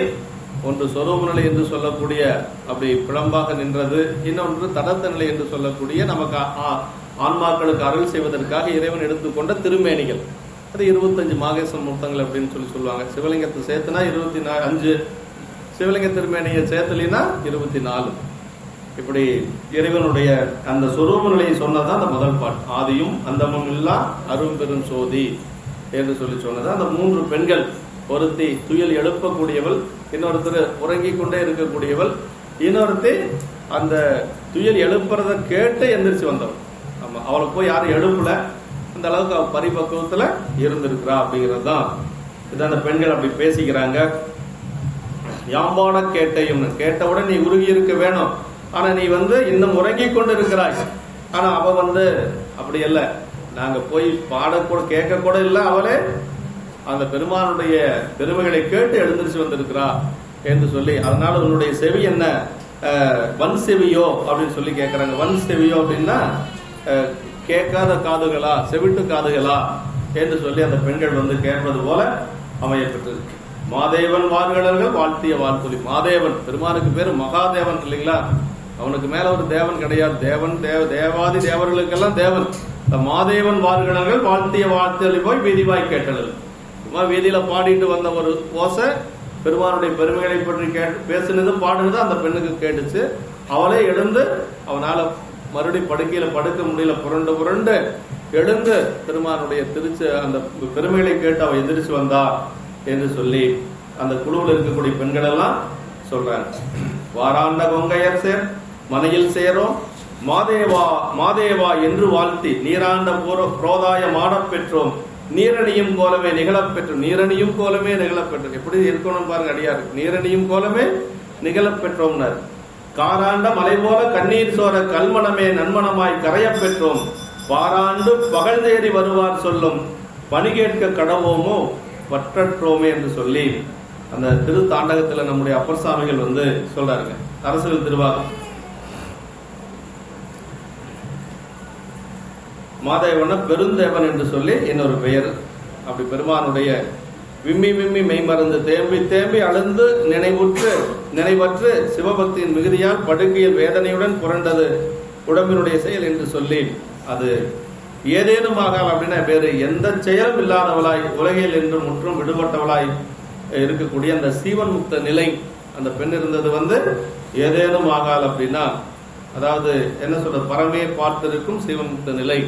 அப்படி இருக்கக்கூடியவங்க அப்படின்னா பரமே பார்த்திருப்பர் பதார்த்தங்கள் பாரார் அப்படின்னா, உலகில் இருந்தாலும் கூட உலகில் இருக்கக்கூடிய மற்றது எதுவும் அவங்க மனசுக்கு கண்ணுக்கு தெரியாது, இறைவனையே பார்த்து கொண்டிருப்பாங்க. எத்தனையோ பேர் வீதியில பேசிட்டு போயிருக்கலாம், பாடிட்டு போயிருக்கலாம் இல்லையா?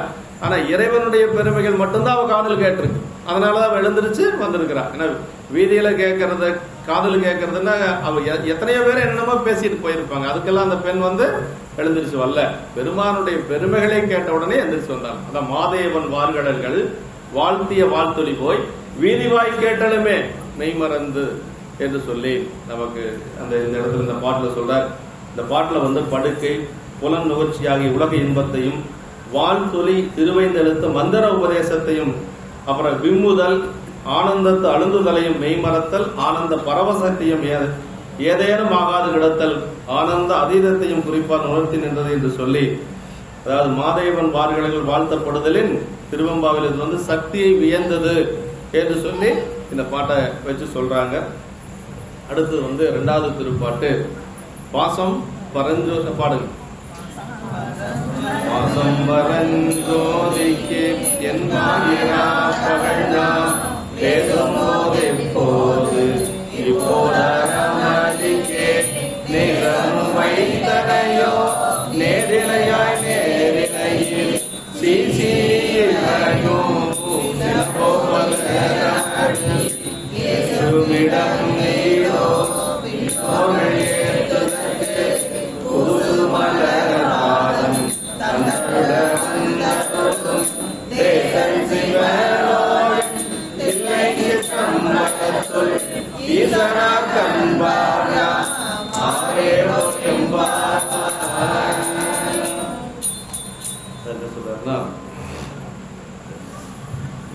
தகுதியான அணிகலன்கள் அணிந்த பெண்ணே எங்கள் பாவை போன்றவளே அப்படிங்கிறார். நாங்கள் கூறுவனத்தை ஆராய்ந்து ஏற்றுக்கொள்வாயாக.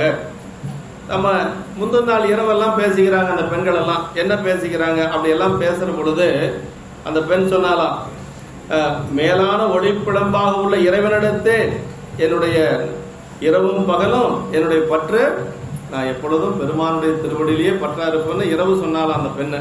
அதான் சொல்றார், பாசம் பரஞ்சோதிக்கு என்பாய் ராப்பகல் நாம் பேசும்போது இப்போதால் அமளிக்கே நேசமும் வைத்தனையோ அப்படின்னா, இரவு பேசுற பொழுது என்ன சொன்ன, எனக்கு இந்த இரவும் பகலும் எப்பொழுதும் பெருமானுடைய திருவடியில தான் எனக்கு அன்பு அப்படின்னு சொல்லி சொன்னேன். இப்ப என்ன சொல்ற, நாங்கெல்லாம் எழுப்புறோம், ஆனா நீ என்ன செஞ்சிருக்கிற, படுக்கையில தான் உன்னுடைய இதெல்லாம் வச்சிருக்கிற அப்படின்னு சொல்லி அமளிக்கே அப்படின்னா அது மேலான ஒளிப்பிடம் இறைவனெடுத்து சொன்ன நீ எப்ப என்ன செய்யறீன்னா மலர்கள் நிரம்பிய அந்த பரப்பிய படுக்கை நடந்து பற்று வைத்தனை சிசி நேரலியர்களே உங்கள் வாக்கில் வரும் எள்ளி நகையாடும் சொற்களை இப்போது நீங்கள் கூறியவை சிலவே போலும் என்று. அதுக்கு அவங்க அந்த பொண்ணு சொல்றா, நேசமும் வைத்தனையோன்னு சொன்னாங்க, நேரிலையா நேரிலையே சீசி இவையும் சிலவோ விளையாடி. அப்புறம் என்ன சொல்றாரு? இயேசுமிடம் மீதோ விண்ணோர்கள் ஏத்துதற்கு கூசு மலர்பாதம்னார். இயேசுமிடம் மீதோ இப்படி எல்லாம் பேசுறதுக்கு தகுந்த இடமா இது? பெருமானுடைய திருவடி எப்படிப்பட்ட திருவடினா விண்ணோர்கள் ஏத்துதற்கு கூசு மலர்பாதம்னார். பாருங்க, ரொம்ப அருமையான இடம். தேவர்கள் எல்லாம் வந்து வாழ்த்துவாங்களாம், ஆனா பெருமான் வந்து கூசி நிற்பாராம். தேவர்கள் மேல அவ்வளவு, அதாவது அடியார்கள் வாழ்த்துவதற்கு தானே இறங்கி வருவான். தேவர்கள் வந்து வாழ்த்துவதற்கு கூசக்கூடிய திருவடி, விண்ணோர்கள் ஏத்துவதற்கு கூசு மலர்பாதம். அப்புறம் என்ன சொல்றாரு பாருங்க, தந்தருள வந்தருளும் தேசன் அப்படின்னு. அப்படிப்பட்ட திருவடி நம்முடைய எல்லாரும் கண்டு வழிபாடு செய்யணுங்கிறதுக்காக அந்த பெருமான் வந்து அது அமரர்களின் வழிபாடுகளை கண்டு நாணமடையும் செந்தாமரை மலர்கள் போன்ற திருவடிகளை எளிய நமக்கு தந்தருள் செய்வதற்காக நில உலகுக்கு எழுந்தருளி வந்த ஞானாசிரியன் பெருமான். எப்படின்னா அப்படி மேலிருந்து கீழே வந்திருக்கிறார். எதுக்கு அப்படின்னு நம்ம எல்லாம் ஆட்கொள்றதுக்காக.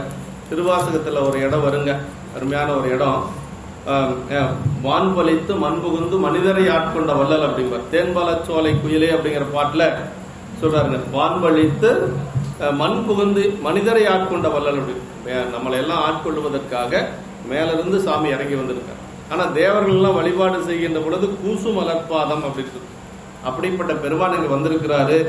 சிவலோக நாயகனும் தில்லையம்பதியில் திருச்சிற்றம்பலத்துள்ள செல்வமும் அதிகாரம் உள்ள இறைவன் மாட்டு திரு ஆத்திமாலை பெறும் அன்புரிமை உள்ளவர்கள் யாவர் யாம் எத்தகையோம் என்று சொல்லி. ஆத்திமாலை அப்படின்னா பெருமானுக்கு படைத்ததை யாருக்கு கொடுக்கணும்னா அடியார்களுக்கு தான் கொடுக்கணும். அதான் சண்டீஸ்வர நாயனாருக்கு கொடுக்கறது எல்லாம்.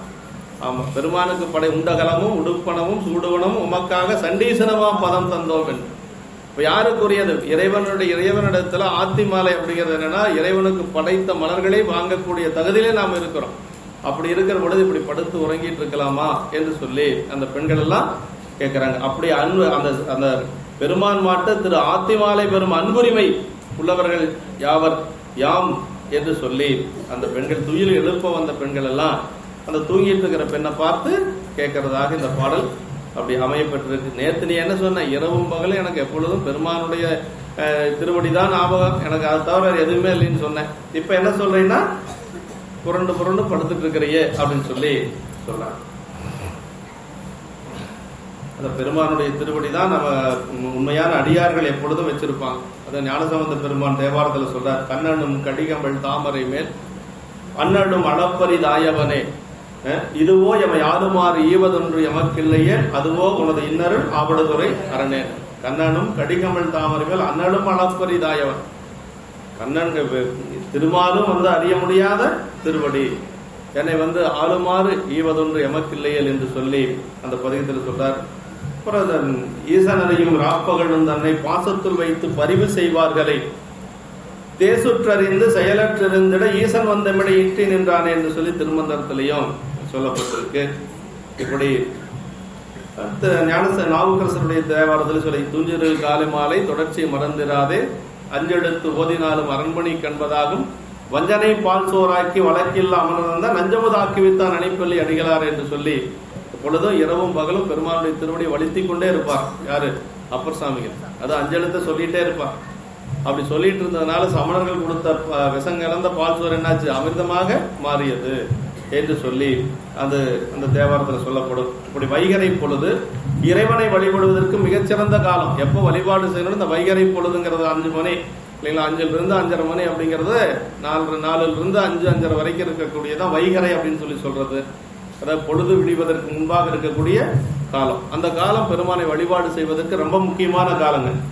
ஆமா, அதில் இரவும் பகலும் பரஞ்சோதியை பரவுதல் வைகரையில் பரவுதலே மிக விழுமியது என்று சொல்லி அதான் அப்படி பெருமானிடத்துல காலையில அந்த நேர வழிபாடு அப்படிங்கிறது ரொம்ப ரொம்ப முக்கியங்க. நம்ம பெரியவங்க எல்லாம் அப்படிதான் வழிபாடு செய்திருக்கிறாங்க. மற்றோர் பற்றின்கு அறியேன் என்று சொல்லி மணிமாசக பெருமான் சொல்வார். அதே மாதிரி பரஞ்சோதி அப்படின்னா பெருமானுடைய ஏகநாயகனை வழிபாட்டை வலியுறுத்தியது என்று சொல்லி அரும் பெரும் சோதி அப்படின்னு சொல்லுவது போல அது நல்ல அடியார்கள் எப்படி வழிபாடு செய்வாங்க அப்படிங்கிறது பத்தராய் பணிவார் புராணத்துல நமக்கு சேக்கிழா பெருமான் சொல்றாருங்க. நின்றாலும் இருந்தாலும் கிடந்தாலும் நடந்தாலும் மென்றாலும் துயின்றாலும் விழித்தாலும் இமைத்தாலும் மன்றாடு மலர்பாதம் ஒரு காலம் மறவாமை குன்றாத உணர்வுடையார் தொண்டராம் குணமிக்கார் அப்படின்னா ஒரே சரிதத்திலிங்க அடியார்கள் தான் பத்தராய் பணிவார்களை தான் சொல்றாரு சேக்கிழார் பெருமான்.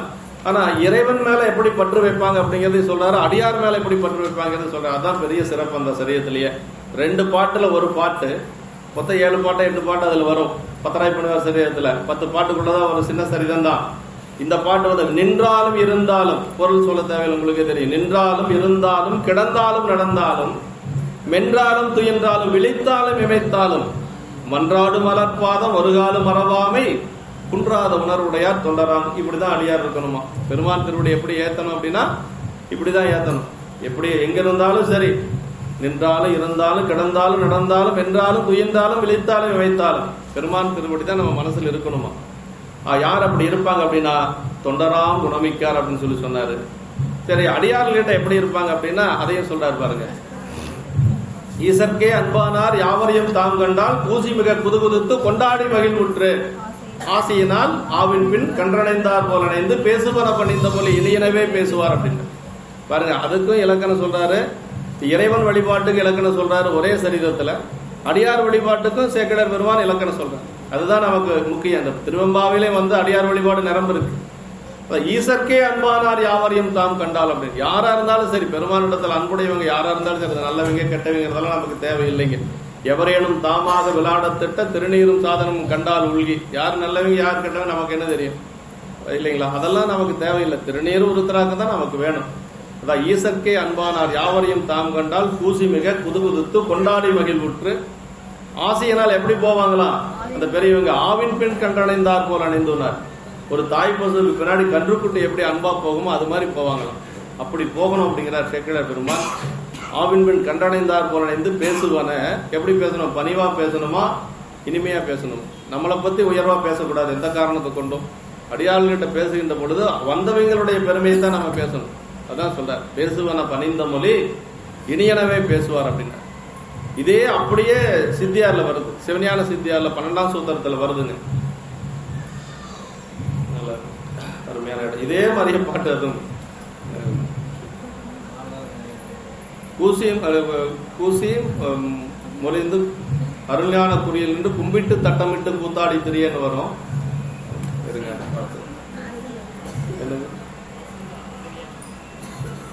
இல்ல ஈசர் இல்லை, ஈசர் அரணு கண்பிலார் அடியவர் கண்பிலார் எவ்வுயிர்க்கும் அன்பில்லார் தமக்கும் அன்பில்லார் அறிவில்லா பிணங்களுடைய இறங்கிற்றியன்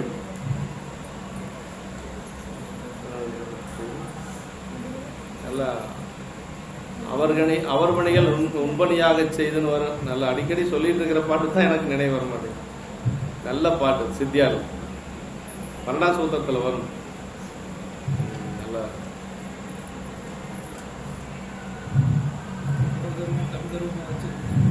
ஆமா உங்கரமாக செய்து பூசி மொழிந்து அருஞான குறியில் நின்று கும்பிட்டு தட்டமிட்டு கூத்தாடி திரியன்னு வரும். இல்ல நினைவு வர மாட்டேங்குது. சரி, வரும்போது சொல்லிடுறேன். சித்தியார்ல இதே மாதிரியே வரும். சிவஞான சித்தியார்ல அடிக்கடி சிவக்கணிய உரையில சொல்லுவாரு. இன்னைக்கு எனக்கு என்ன ஞாபகம்.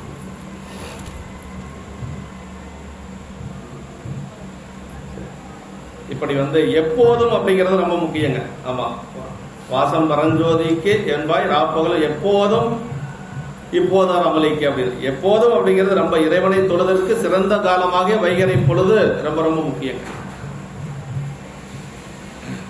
அப்படி பகல் மாலை இரவு நேரங்கள் இப்படி எல்லாம் பெருமான வழிபாடு செய்யறதை காட்டிலும் காலை நேரத்தில் வழிபாடு செய்யறது ரொம்ப ரொம்ப முக்கியங்க. புலரி எடுந்து புனல் மூழ்கி புனித வெண்ணீற்றில் மூழ்கி நிலவு நந்தவன பணிகள் நீடு செய்து மலரும் முகையும் கொண்டடைந்தார்னு சேரவன் பெருமாள் நாயனார் புராணத்துல வருதுங்க. அவர் எப்படி எந்திரிப்பார்? அவர் புலரி எழுந்து புனல் மூழ்கினார். விடியறதுக்கு முன்னாடி எந்திரிச்சிருவார்.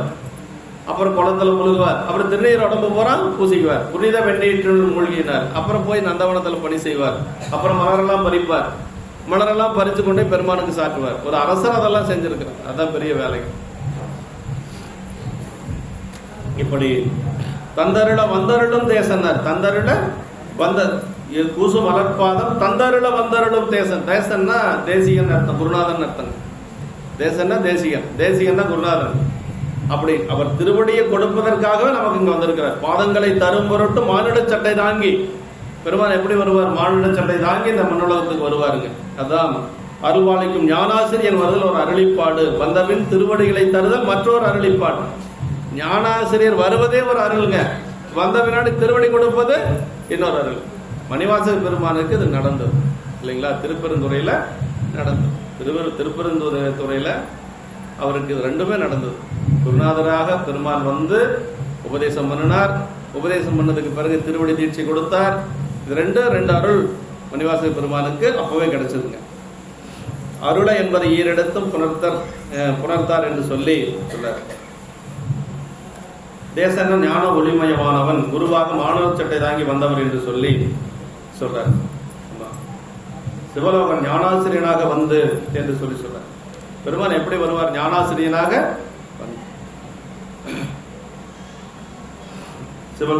நீ ஐம்புல வேடன் அயர்ந்து மயங்கற்குரியவன் அல்லன் மன்னன் மைந்தன் என்று சொல்லி நமக்கு பக்குவத்தை கொடுப்பதற்காக தில்லை சிற்றம்பலத்து ஈசனார்க்கு அப்படின்னா தில்லைப்பதியில் இருக்கக்கூடிய கூத்த பெருமானுக்கு ஈசனார்க்கு அன்பார் யாம் அப்படின்னு சொல்லி என்று சொல்லி சொல்றார். அப்படி அன்புரிமையுள்ள பக்தி உடையவர்கள் என்று சொல்லி, அப்ப அந்த பக்தியுடைய அடியார் பெருமக்களுக்கு தான் சண்டீச நிர்மாலயம் ஆன்மார்த்த சிவபூஜை செய்வோருக்கு உரியது என்று மரபு நினைக என்று சொல்லி அந்த பெருமானுக்கு சாற்றிய மலரும் அந்த இது எல்லாமே வந்து யாருக்கு உரியது அப்படின்னா அடியார்களுக்கு தான், ஆன்மார்த்த பூஜை செய்யக்கூடிய அடியார்களுக்கு உரியது என்று சொல்லி சொல்றாங்க.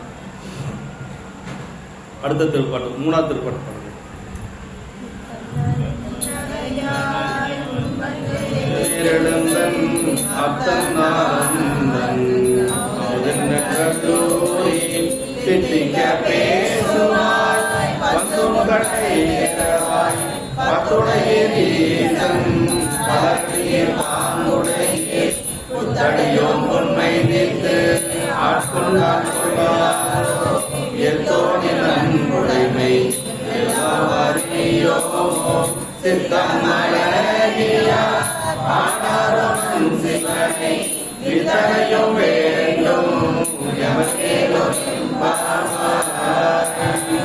முத்தன்ன வெண்ணகையால் முன்வந்து எதிரெடுந்தனர். முத்தன்னவென முத்துக்களை போன்ற வெண்மையான பற்களையுடைய பெண்களே என்று சொல்லி சொல்றார். எங்கள் பாவை போன்றவளே, நாங்கள் கூறுவனவற்றை ஆராய்ந்து ஏற்றுக்கொள்வாயாக.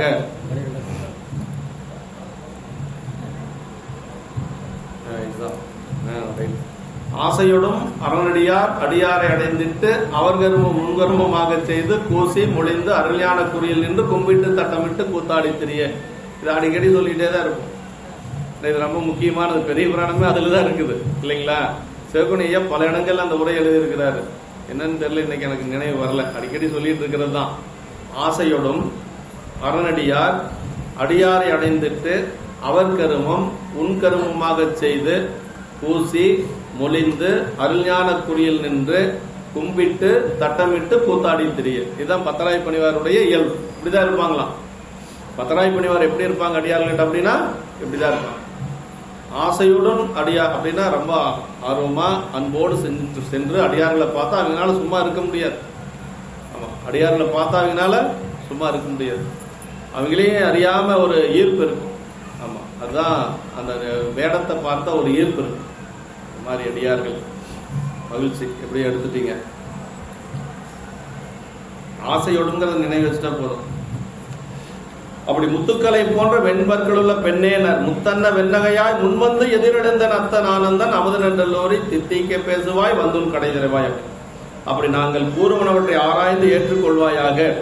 முன் எழுந்து எதிர் வந்து என் தந்தை இன்ப வடிவனன் அழிவற்ற இறைவன் என்று வாயோர் இணைக்க பாராட்டி பேசுவாய். இப்பொழுது எழுந்து வந்து உன் படுக்கையரின் வாயிலை கூட திறப்பாய். முதல்ல என்ன சொல்லுவாலாம் அந்த பெண்ணு, எல்லாத்துக்கு முன்னாடி வந்து எனக்கு சாமி வந்து என்னுடைய தந்தை மாதிரி ரொம்ப இன்ப வடிவானவன் அழிவற்றவன் இறைவன் அப்படின்னு எல்லாம் சொல்லுவாளாம் அந்த பெண்ணு. அதான் சொல்றாங்க, முத்தன்ன வெண்ணகையாய் முன்வந்து அத்தன் ஆனந்தன் அமுதன் என்று அல்லோரி தித்திக்க பேசுவாய். இப்படி எல்லாம் நீ பேசுவ, இப்ப வந்து கதவை கூட திறக்க மாட்டேங்கிறையே அப்படின்னு சொல்லி கேட்கறாங்க. அப்படின்னா அந்த அளவுக்கு தூக்கத்துல பற்று அதிகமா போச்சு. பெருமான் மேல பற்று இருக்கிற மாதிரி நீ பேசின நேற்று வரைக்கும். இன்னைக்கு என்ன செய்யற? அந்த படுக்கையோட்ட எந்திரிக்க மாட்டேங்கிற, வாச கதவை கூட திறக்க மாட்டேங்கிறையே அப்படின்னு சொல்லி கேட்கிற. வந்தும் கடை திறவாய். பத்தொடையர் ஈசன் அப்படின்னாங்க. பத்தொடையர் அப்படின்னா அடியார்களுடைய சிறப்பு. 10 குணங்கள் அடியார்களுக்கு உண்டு. பேரர்களுடைமை, அன்புடைமை, இப்படி எல்லாம் 10 குணங்கள் நமக்கு ஒன்றுகளாம் பதிகத்துல 10 அடியார் செய்கை அப்படின்னு சொல்லி அந்த தேவாரத்தில் வருங்க. அப்படின்னா 10 செய்கைகள் அடியார்களுக்கு சொல்லப்பட்டிருக்கு. அந்த 10 குணங்களை உடையவர்களே 10 என்று சொல்லி சொல்றார். ஈசன் பல அடியர் பாங்குடையர், பெருமானுடைய பழைய அடியவர்கள் என்று சொல்லி, அப்படி சிவனடியார் இலக்கணங்கள் 10 நிரம்பியவர்களே, அவனுக்கு பழமையான அடியார்களே என் தோழியராவீர். புதிய தொன்றுடைய குற்றத்தை நீக்கி அடிமை கொண்டால் அது தீங்காகுமோ? அந்த பெண் கேட்கிறா. சரி, என்னுடைய குற்றத்தை நீக்கி நான் புத்தடிமை இல்லையா, புதுசா அடியார் தான் நாங்க, நீங்க எல்லாம் பழைய அடியார்கள் இல்லைங்களா, ஈசன் பல அடியர் பாங்குடையர் புத்தடைய புண்மைனா குற்றங்கள் இல்ல, புண்மை தீர்த்து ஆட்கொண்டால் கொள்ளாதோ இந்த மாதிரி குற்றங்கள் எல்லாம் நீக்கி நீங்க என்னை ஆட்கொள்ளலாம் இல்லையா அப்படின்னு சொல்லி, அந்த நின் அன்புடைமை ஏமாற்று வேலையோ அதனை யாமெல்லாம் அறியோமோ, நம் சிவருமானை தூய உள்ளமுடையார் புகழ்ந்து பாடாமல் இருப்பரோ, உன்னை துயில் உணர்த்த வந்த எங்களுக்கு இவ்வளவும் வேண்டும், இத்தனையும் வேண்டும். நல்ல பெருமானிடத்தில் அன்புடையவங்க இறைவனை பாடாம இப்படி படுத்திருப்பாங்களா என்ன? உன்னை தேடி வந்ததுக்கு எங்களுக்கு இத்தனையும் வேண்டும் என்று சொல்லி, இத்தனையும் வேண்டும் எமக்கேடோர் எம்பாவா என்று சொல்லி இந்த பெண்ணிடத்துல அவங்க துயில், ஏதாவது திருவாசகத்தில் எப்படின்னா முதல் 8 பாட்டு துயில் உணர்த்துவதுங்க, வேற ஒன்றும் இல்லை. முதல் 8 பாட்டு தூங்கிட்டு இருக்கிற பெண்ணை எழுப்புறது. இது 8 பாட்டு வரைக்கும். இது அதுக்கு மேல நம்ம சொல்றது நேரம் இல்லை. இந்த 8 பாட்டுக்கு மேல 9வது பாட்டு விண்ணப்பங்க. 9, 19 விண்ணப்பம். இந்த பெண்கள் எல்லாம் இருக்கிற இதுலதான் வருது சித்தம் அழகையார் அப்படின்னு வருது. அப்படின்னா என்னன்னா மன தூய்மையுடைய பெண்களா. அந்த சித்தம் அழகையார் எப்படி இருப்பாங்க அப்படின்னா இறைவனிடத்தில் அன்பா இருப்பாங்க. இன்னொன்னு என்ன அப்படின்னா இறைவனுடைய அடியாரே எனக்கு கணவனாக வரணும்னு நினைப்பாங்க. அதான் அந்த 9வது பாட்டும் 19வது பாட்டும். இது சித்தம் அழகையார் வழிபாட்டு திருக்கூட்டம் மீனாட்சி அம்மா வச்சு நடத்திட்டு இருந்தாங்க 30 வருஷத்துக்கு முன்னாடியே அவங்க திருக்கூட்டம். அந்த அம்மாவுடைய திருக்கூட்டத்துக்கு பேரு சித்தம் அழகையார் வழிபாட்டு திருக்கூட்டம். அப்படி சித்தம் அழகையாருங்கிறது இந்த திருவாசகத்துல திருவெம்பாவில் வரக்கூடிய சொல்.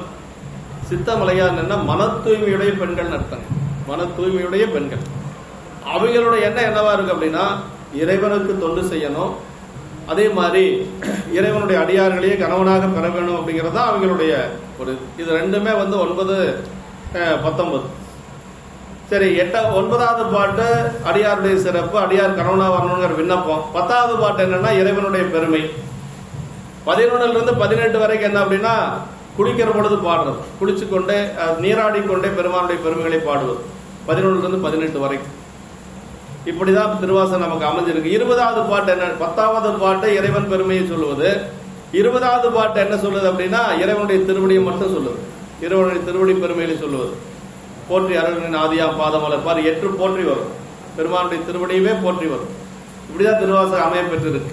இப்ப நமக்கு இதுல என்ன சொல்றாரு அப்படின்னா முத்தன்ன வெண்ணகையால் முன்வந்து எதிரெழுந்தன் என்று சொல்லி, அத்தன் ஆனந்தன் அமுதன் என்று சொல்லி பக்தியினுடைய முதிர்வால எனக்கு அத்தன், என்னுடைய ஆனந்தன், என்னுடைய அமுதன் என்று சொல்லி எல்லாம் சொல்லுவாராம். அப்படி சொல்லக்கூடிய பெண்ணை எப்படி படுத்திருக்கிறான்னா அதான் அந்த பெண்ணுடைய அந்த ஒரு ஆணவ சேற்றல் அழுந்து இருக்கக்கூடிய ஒரு நிலைங்க. இறைவனை எப்படியெல்லாம் பாடுவாங்களாம் பாரு. ஊர்த்தொகையில் சொல்றார் பாருங்க, நம்பிகள் சொல்றார்.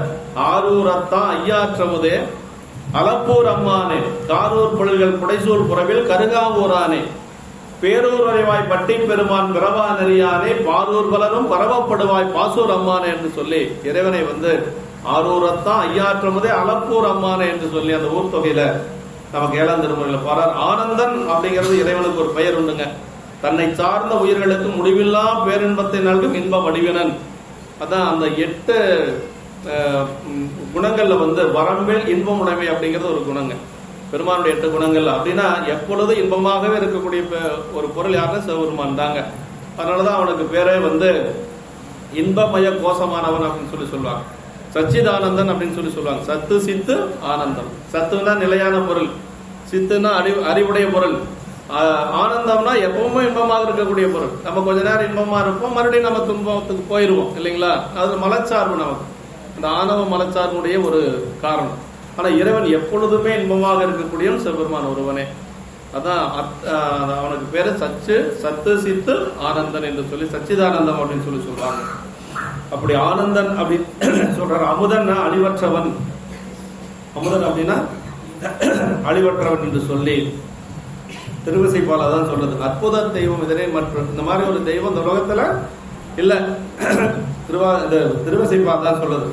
அற்புத தெய்வம் இதனை மற்றொண்டே இந்தோ அன்போடு தன்னை அஞ்செழுத்தின் சொற்பதத்துள் வைத்துள்ள வல்லோரும் தொண்டருக்கு என் திசை கனகம் பற்பதற்கவையும் பைம்பொன் மாளிகையும் பவளவாயவர் பனைமொழியும் கற்பக பொருளில முழுதுமாம் கங்கை கொண்ட சோலை சரத்தானே என்று சொல்லி நமக்கு 9ஆம் திருமுறையில திருவிசைப்பால சொல்றாருங்க. அதாவது அன்போடு தன்னை அஞ்செழுத்தின் சொற்பதத்துள் வைத்துள்ள அல்லோரும் தொண்டருக்கு, அஞ்செழுத்தை வந்து நெஞ்சில வச்சு அப்படி சொல்லி கொண்டு அஞ்செழுத்தை சொல்லக்கூடிய அன்பர்களுக்கு பெருமான் என்ன செய்வானா, என் திசை கனகம் 8 திசைகள் இருந்து வருமா கனகம் பற்பதற்கவையும் பைம்பொன் மாளிகையும் பவளவாயவர் பனைமொழியும் கற்பக பொழிலும் முழுதுமாம் கங்கை கொண்ட சோலை சரத்தானே என்று சொல்லி, அதாவது வரகுணதேவ பாண்டியர் திருவிடை மருதூர்ல மழை காலத்துல அந்த தவளைகள் எல்லாம் கத்திட்டு இருக்கும் இல்லையா, அது எப்படி கத்துன்னு நம்மளுக்கு தெரியும் இல்லையா, தவளை எல்லாம் கத்திட்டு இருக்கும். அந்த தவளை கத்துற சத்தம் கூட அவருக்கு எப்படி கேட்குமோ அஞ்செழுத்து சொல்ற மாதிரி இருக்கும். அவருடைய பக்குவம் பாருங்க. மழை காலத்துல அந்த கொல்லக்கோட்டையில் இருக்கக்கூடிய தவளைகள் எல்லாம் கத்துறது அஞ்செழுத்து சொல்ற மாதிரி இருந்துதான். அதனால என்ன சொன்னாராம், அந்த அஞ்செழுத்து சொல்லக்கூடிய அந்த உயிர்களுக்கெல்லாம் தங்க காசை கொண்டு இறங்கப்பா அப்படின்னு சொல்லி சொன்னார். அந்த குளத்துல தங்க காசை கொண்டு போடுங்க அப்படின்னு அஞ்செழுத்து சொல்லக்கூடிய உயிர்களுக்கு அதை கொடுக்கணும்னு அந்த அரசர் நினைக்கிறார். ஏன்னா திருவிடை மருதூர் பெருமான் மேல அளவற்ற அன்புடையவர் வரகுண பாண்டியர் இல்லைங்களா. ரொம்ப அவர் வந்து தனக்கு பிடித்த எந்த ஒரு பொருளையும் அவருக்கு கொடுக்காம அவர் வந்து அனுபவிக்கிறது இல்லை. பரம்பரர்க்கின்ற அப்படின்னு சொல்லி சொல்றார். பரிவுடன் கொடுத்த புரிகுழல் தேவியை பரிவுடன் கொடுத்த அப்படின்னு சொல்லி அந்த இடத்துல வரும். இப்படி தித்திக்கு அப்படின்னா சிவனினைவால் உள்ள முருகி இனிமை பயக்கு என்று சொல்லி சொல்றார். பல அடியர் அப்படி 10 அடியர் ஈசன் பல அடியர் பாங்குடைய பெருமானுடைய, அதாவது அந்த 10 இலக்கணம் நிரம்பியவர்கள் சிவனடியாருக்குரிய இலக்கணங்கள் 10. பல அடியர்னா எல்லாத்துக்கும் பழமையான அடியார்கள் இல்லைங்களா. இது எந்தை தந்தை தந்தை எங்கூட்டம் எல்லாம் தம்பியரா நீரே எனக் கொண்டு அப்படின்னு சொல்லி நமக்கு ஏயர்வன் கடிக்காமனாயர் குணத்துல வருங்க. ஏயர்வன் கடிக்காமனாயர் குணத்துல அந்த வயிற்று வலி சூளை நோய் வந்துடும். அந்த சூளை நோய் நீங்குவதற்கு பெருமான் என்ன சொல்வார்னா, ஏயர்வானாருடைய கனவுல போய் இதை நம்பி ஆரூரன் வந்து இந்த நோய் தீரும் அப்படின்னு சொல்லி சொல்ற பொழுது அவர் என்ன சொல்றாருன்னா, நான் மட்டுமல்ல, என்னுடைய அப்பா, என்னுடைய தந்தை எல்லாரும் சிவபெருமானே கதி என்று சொல்லி அப்படி வழி ஆளாக நாங்க வழிபாடு செய்து கொண்டிருக்கக்கூடிய எங்களுக்கு வம்பன ஆண்டு கொண்ட ஒருவன் வந்துதான் தீர்ப்பது அப்படின்னா இந்த வயிற்று வழியோடவே நான் போயிடறேன் அப்படின்னு சொல்லி அந்த ஒரு முடிவு எடுப்பார். அப்ப வந்து இந்த சொல் வருதுங்க, எந்தை தந்தையங்கூட்டம் எல்லாம் தம்பியரா நீரே எனக் கொண்டு அப்படின்னு சொல்லி அங்க சொல்வார். அப்ப அப்படி அடியார்கள் எதுவும் இருக்கிறாங்க. மலவிடையாருக்கு வழியாளாய் மனம் செய் குடி பிறந்த பல அடியாரோடும் கூடி அம்மானுக்கே பல்லாண்டு கூறுதுன்னு இல்லைங்களா. அந்த திருவாரூர்ல அந்த பல்லாண்டுல வருதுங்க. ஆயும் பழைய அடியாரோடும் கூடி பரலோகம் பரப்பித்து என்று சொல்லி கந்தர் கழிவெண்பாவிலையும் வருங்க. ஆயும் பழைய அடியார் என்று சொல்லி தொன்மையான அடியார் சிவனடியார்கள் கூட்டம் தான் அந்த பல அடியார் என்று சொல்லி சொல்லுவது. இப்படி எல்லாம் வந்து நீ அன்பு உடைமை எத்தோ என்று சொல்லி எல்லாம் அறியோமோ என்று சொல்லி சொல்றாங்க. நம் சிவனை சித்தமலகையார் பாடாறு சித்தம் தூயவர்கள் நம் சிவபெருமானை துதித்து பாடுவார்கள் அல்லரோ, பக்தி முதிர்வால் வரும் அன்புண்மை குறித்து நின்றது என்று சொல்லி பெருமான் எப்படின்னா மங்களம் செய்பவன். சித்தமலகையார் ஈண்ட நெஞ்சம் என்ற பொருளில் வந்தது. நெஞ்சுக்கு அழகு தூய்மை உடைமை, அதான் தூய நெஞ்சினர் அப்படிங்கிறதா சித்தம் அழகியர் ஆவர் என்று சொல்லி நெஞ்சமும் தூயராகி சிவபக்தியில் தலைப்போர் உரிய காலத்தில் பெருமான் புகழை பாடுவர். அவ்வாறு முன் ஆண்டுகளில் நீ அவ்வாறு வாயோரி தித்திங்கி பேசும் மெய்யன்பை நாங்கள் அனைவரும் அறிவோம் என்றவாறு. போன வருஷமெல்லாம் நீ வந்து எங்களோட இப்படி எல்லாம் வந்து நீ பாடிட்டு இருந்த, இந்த வருஷம் நீ வரலையே அப்படின்னு சொல்லி சொல்றாங்க. அப்படின்னா இது ரொம்ப கவனமா நம்ம கேட்க வேண்டியதுங்க. அப்படின்னா என்ன அர்த்தம்னா, ஆன்மாவுக்கு ஒரு இயல்பு உண்டு, சார்தலின் வண்ணமாம் தன்மையுடையது. பல காலம் நம்ம வழிபாடு செஞ்சுட்டு இருந்தாலும் கூட இந்த அடியார்கள் எல்லாம் பிரிஞ்சிருந்துட்டோம்னு வச்சுக்கங்களேன், ஒரு 6 மாசம் 1 வருஷம் பிரிஞ்சிருந்துட்டோம்னா மீண்டும் நம்ம பழைய நிலைக்கே போயிடும். அதுதான் அப்படி போகாம இருக்கிறதுக்கு தான் மாலர நேயம் அழிந்தவர் வேடமும் ஆலயம் தானும் அரண்யன தொழுமை அப்படின்னா. ஆமா, போன வருஷம் இந்த பெண் வந்து எல்லாத்தோட வழிபாட்டுக்கு வந்திருக்கிறான். இந்த வருஷம் ஏன் வரலைன்னா அடியார்களோட சேர்க்கை அவளுக்கு இல்லை, உலகத்தாரோட சேர்க்கை அதிகமாயிடுச்சு. அதனால ஆன்மாவுடைய இயல்பு அது. யாரோட சேர்றோமோ அவங்க குணம் நமக்கு வரும். அதுதான் ஆன்மாவுடைய இயல்பு. சார்தலின் வண்ணமாம் தன்மையுடையது ஆன்மா. சைவ சித்தாந்தத்துடைய முக்கியமான ஒரு கோட்பாடு. இதே பெத்த காலத்துல உலகியல சார்ந்து இருக்கிறோம், அதனால உலகியல் இன்பங்களை எல்லாம் நம்ம அனுபவிச்சுட்டு இருக்கிறோம் இல்லைங்களா. இதே முக்தி காலத்துல எதை சார்ந்திருப்போம்? சிவத்தை சார்ந்திருப்போம். சிவத்தை சார்ந்து இருக்கிறதுனாலதான் அந்த பெருமானுடைய முக்தி இன்பத்தை நாம அனுபவிக்க முடியும். அந்த சார்தலின் வண்ணமாம் தன்மை அப்படிங்கிற ஒரு குணம் இருக்குது பாருங்க, ரொம்ப முக்கியமான குணம் ஆன்மாவும். பெத்தத்துல உலகையில் அனுபவிக்கலாம், முக்தியில பெருமானுடைய திருவருள் அனுபவிக்கலாம். அந்த திருவருள் அனுபவிக்கக்கூடிய நிலையே அந்த சார்தல் வண்ணமாம் தன்மையில தான் வருதுங்க. இந்த பெண் போன வருஷம் வரைக்கும் வந்துட்டு இருந்தவ இப்ப ஏன் வரலைன்னா அவளுடைய பழக்கம் சேர்க்க அந்த மாதிரி உலகையில சார்ந்தது, அதனால வர முடியல. அதான் சொல்ற, எமக்கு இத்தனையும் வேண்டும், எங்களை இருப்பதாக நீ குறிப்பிட்ட 10 உடைமை ஈசன் பலடிமை என்று சொல்லி இதெல்லாம் எங்களுக்கு வேண்டும் என்று சொல்லி சொல்றாங்க. அடுத்து எல்லாமே இந்த 8 பாட்டு வரைக்குமே இப்படிதான் இருக்கும். எல்லாமே முக்கியமான பாடல் தான், அந்த அளவுக்கு சொல்றதுக்கு நேரம் இல்லைனாலும் 9வது பாட்டுக்கு நம்ம போயிடலாம். 9வது பாட்டு பாருங்க.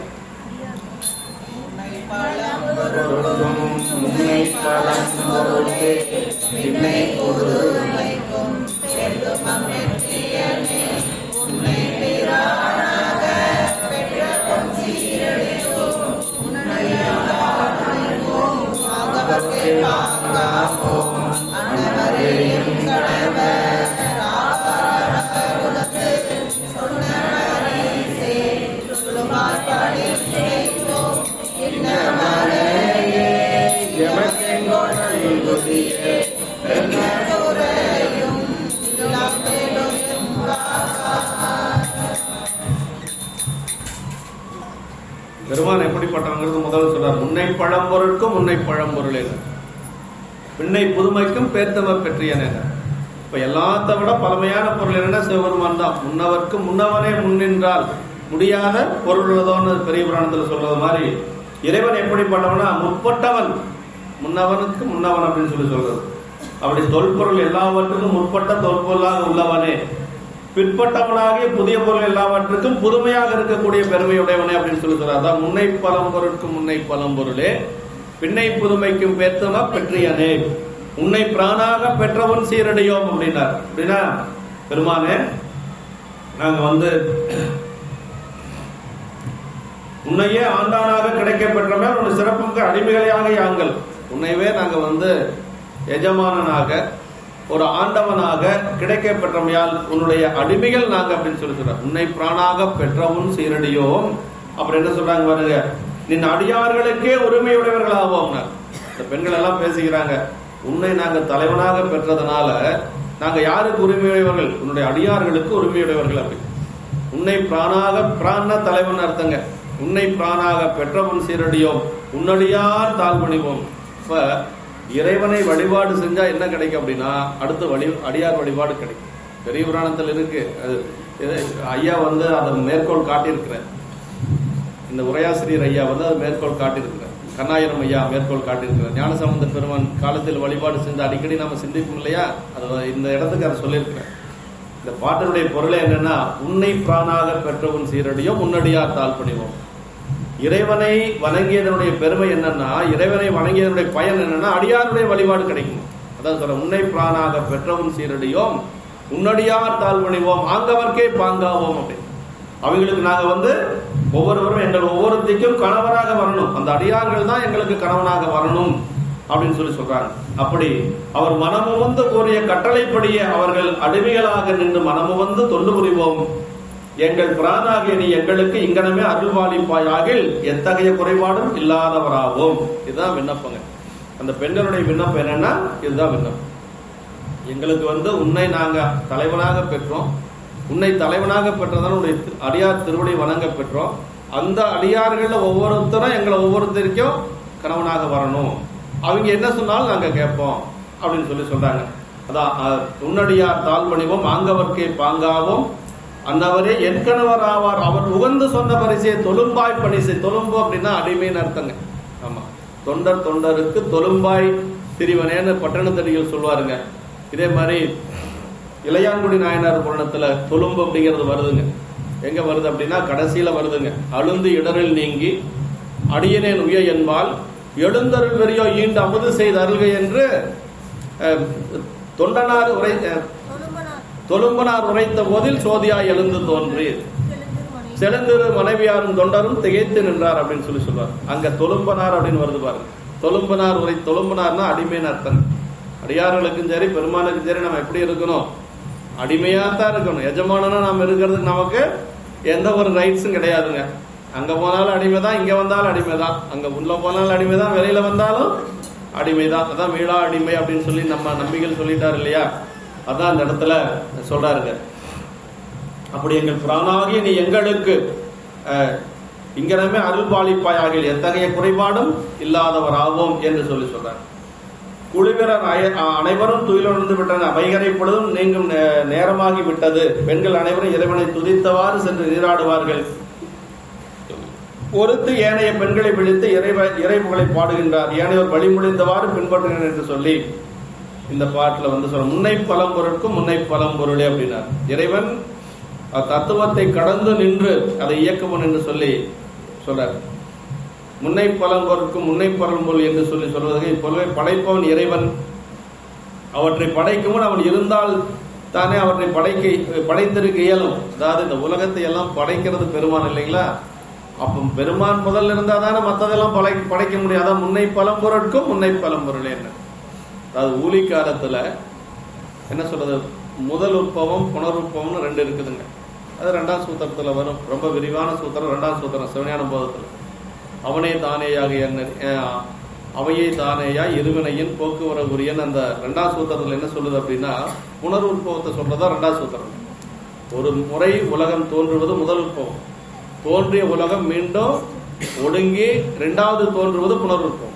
அந்த புனருற்பவத்துல யாரு உலகத்தை ஒடுக்க முடியும் அப்படின்னா, சம்ஹார கடவுள் யாருன்னா சிவபெருமான் தான். சம்ஹார கடவுள் யாரோ அவர் தான் சிருஷ்டி கடவுளா இருக்க முடியும், வேற யாரும் இருக்க முடியாது. அப்ப இறைவன் தான் உலகத்தை ஒடுக்கவும் முடியும், தோற்றுவிக்கவும் முடியும். அப்ப அவரு பழம்பொருளா இருக்கிற எல்லா பொருளுக்கும் முன்னவனாக இருந்தா தான் அந்த வேலை செய்ய முடியும். அதான் முன்னை பழம்பொருட்கும் முன்னை பழம்பொருளே. பின்னை புதுமைக்கும் பெயர் சொல்லப்பட்ட இந்த உலகத்தை தோற்றுவிப்பதும் பெருமான் தான். அது எப்படி தோற்றுவிக்கிறார் அப்படின்னா, தன்னுடைய திரோதான சக்தி என்று சொல்லக்கூடிய சக்தியின் மூலமாக, அருள் சக்தியின் மூலமாக செய்கிறார். அதை மாயை என்று சொல்லக்கூடிய அந்த மாயின் மூலமாக தன்னுடைய சக்தியின் மூலமாக பெருமான் செய்கிறார் அப்படின்னு சொல்லி சைவ சித்தாந்தத்தில் வருது. அது மாதிரி பெருமான் தான் முன்னை பொருள். பின்னை புதுமைக்கும் பெயர் இதுவரை வெளிப்படாத புதிய பொருளுடைய அவன் மாயாகாரியமாக படைப்பானாகி நம் பொருள் அமைந்துள்ள புதுமை தன்மையுடையவனும் அவனே என்று சொல்லி, மூப்பான் இளையவன் முன்னவன் பின்னவன் என்று சொல்லி பெருமான இந்த பாட்டில் சொல்றாங்க. அதே மாதிரி உன்னை பிராணாக பெற்ற உன் சீரடியோம் அப்படின்னா, உன்னையே என்று சொல்லி அதை பிரிநிலை யாகாரம் என்று சொல்லி சொல்றார். பிற தெய்வங்களை நீக்கி சிவபெருமானையே ஒருவனையே பற்றுக்கோடாக கொள்ளும் ஏகநாயக வழிபாடு குறித்து நின்றது. வேற எந்த கடவுளையும் அவங்க வழிபடுறதில்லை. உன்னை பிராணாகனா உன்னை மட்டுமே நாங்கள் இறைவனாக தலைவனாக வழிபாடு செய்யக்கூடியவர்கள் என்று சொல்லி சொல்றார். அப்படி ஏகநாயக வழிபாடு. உள்ளேன் பிற தெய்வம் உன்னையல்லாது எங்கள் உத்தமனே திருவாசகம் சொல்லுது இல்லைங்களா? இப்ப அந்த பெண்கள் எல்லாம் எப்படி இருக்காங்கன்னா, சிவபெருமானை தவிர யாரையும் வழிபாடு செய்யறது இல்லை அப்படிங்கிற ஒரு குறிக்கோளோட இருக்கிறாங்க. அதான் உள்ளேன் பிற தெய்வம் உன்னையல்லாது எங்கள் உத்தமனே என்று சொல்லி, அதாவது பெற்ற பேர் தகுதியினால் ஒருவருக்கு கிடைக்க வேண்டிய செல்வம் அது கிடைக்காமலும் போகலாம், இன்று எய்த பெற்றமையால் பேராயிற்று என்று சொல்லி சொல்றாரு. அதான் பெற்றதனால் உன் சீரடியார் ஆயினும் என்று சொல்லி சொல்றார். உன்னுடைய திருவருள் பெற்றதனால நாங்கள் உன்னுடைய சீரடியார் ஆயினோம், உன்னடியார் தாழ் பணிவோம். அது ரொம்ப முக்கியம். உன் மெய்யடியார்களின் திருவடிகளை வணங்குவோம். அந்த நட்பேறு நாங்கள் உன்னையே பிராணாக பெற்று வழிபட்டதால் எய்துவது. அப்படி உன்னை வழிபட்டதனால் எங்களுக்கு என்ன கிடைச்சது அப்படின்னா, உன்னுடைய மெய்யடியாருடைய திருவடிகளை வணங்கக்கூடிய ஒரு வாய்ப்பு கிடைச்சது அப்படின்னு சொல்லி சொல்றாங்க. சிவ வணக்கத்தால் கிட்டுவது சிவ புண்ணியம். பாருங்க, ரொம்ப முக்கியம். சிவ வணக்கத்தால் கிட்டுவது சிவ புண்ணியம் இல்லைங்களா? அந்த புண்ணியத்தின் பயன் சிவனடியார்களை வழிபடும் பேர். இதான் இந்த முறை யாரும் எழுதல, கண்ணாயிரம் ஐயா தான் எழுதியிருக்காங்க. சிவபணியாவுடைய மருமகனார். ஆமா, அவரு தான் எழுதியிருக்காரு. இந்த முறை வேற எதுலையும் சிவ வணக்கத்தால் கிட்டுவது சிவபுண்ணியம், அது எல்லாத்துக்கும் தெரியும். சரி, சிவபுண்ணியத்தினுடைய பயன் என்னன்னா, பெருமானுடைய அடியார்களை வழிபடும் பேரு அப்படின்னு சொல்லி பெரிய புராணத்திலிருந்து ஒரு மேற்கோள் கொடுத்திருக்கிறார். ஞானசம்பந்த பெருமாள் காலத்தை சென்று இறைவனை வழிபாடு செய்கிறார். அதனால் ஒரு சிவபுண்ணியம் கிடைக்குது.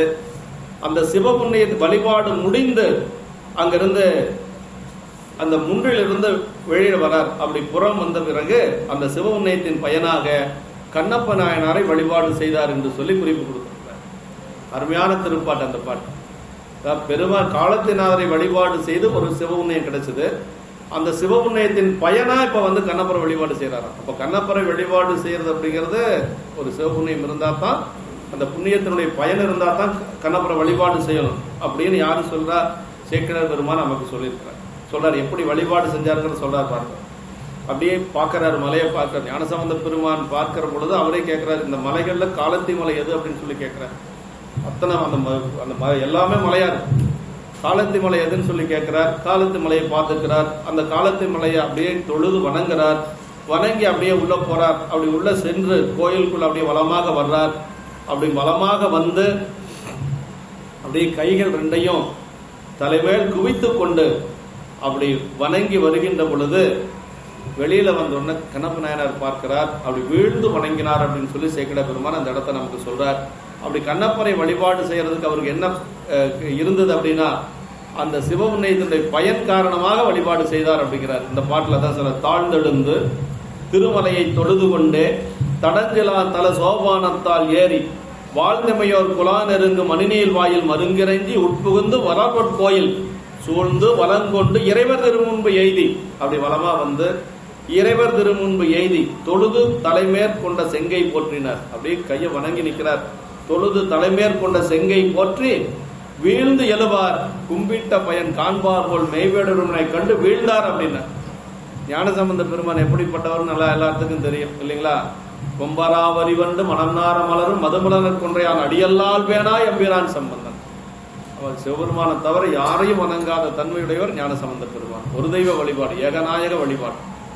அப்படி இருக்கக்கூடிய ஞானசம்பந்த பெருமான் கண்ணப்ப நாயனாரை பார்த்து அப்படி கீழே விழுந்து வணங்கினார்.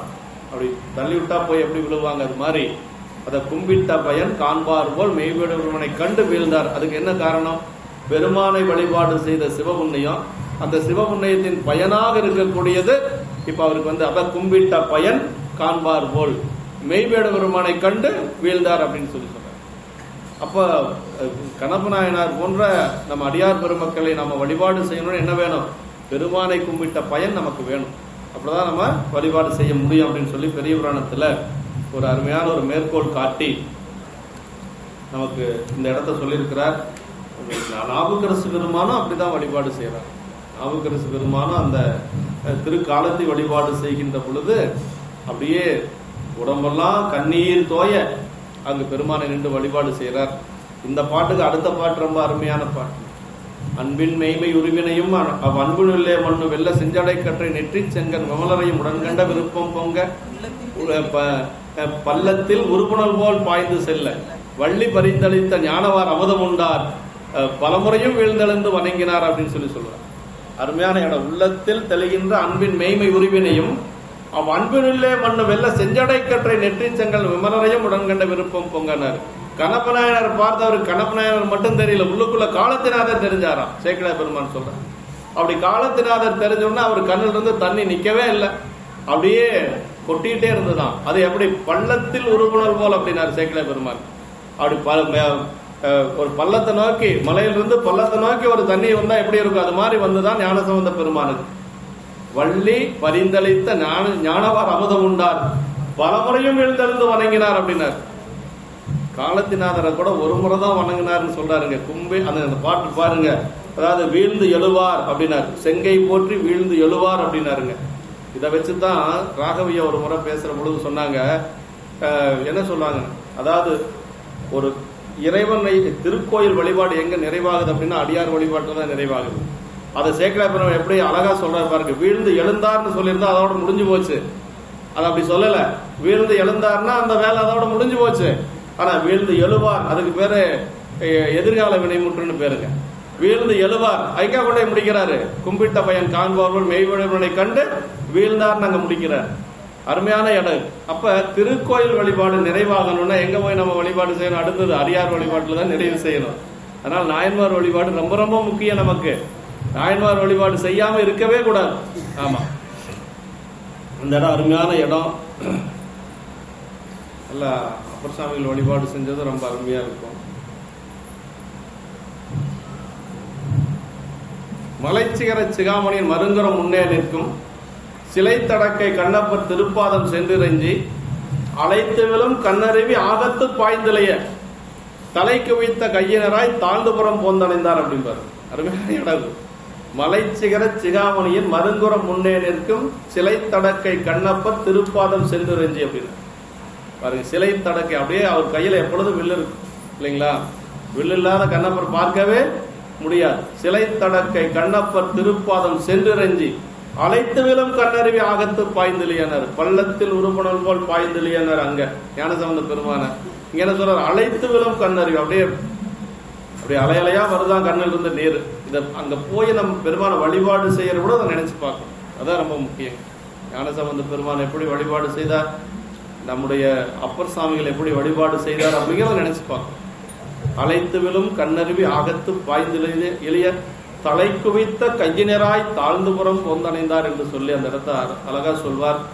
இப்படி அதுக்கு என்ன காரணம்னா அவங்க அடியார்கள் மேல வைத்திருந்த அன்பு என்று சொல்லி அப்படிப்பட்ட அடியார்கள் சொல்றார்.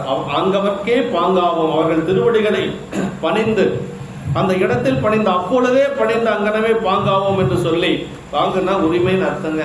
இப்படி பாங்காவோம் என்று சொல்லி சொல்றார்.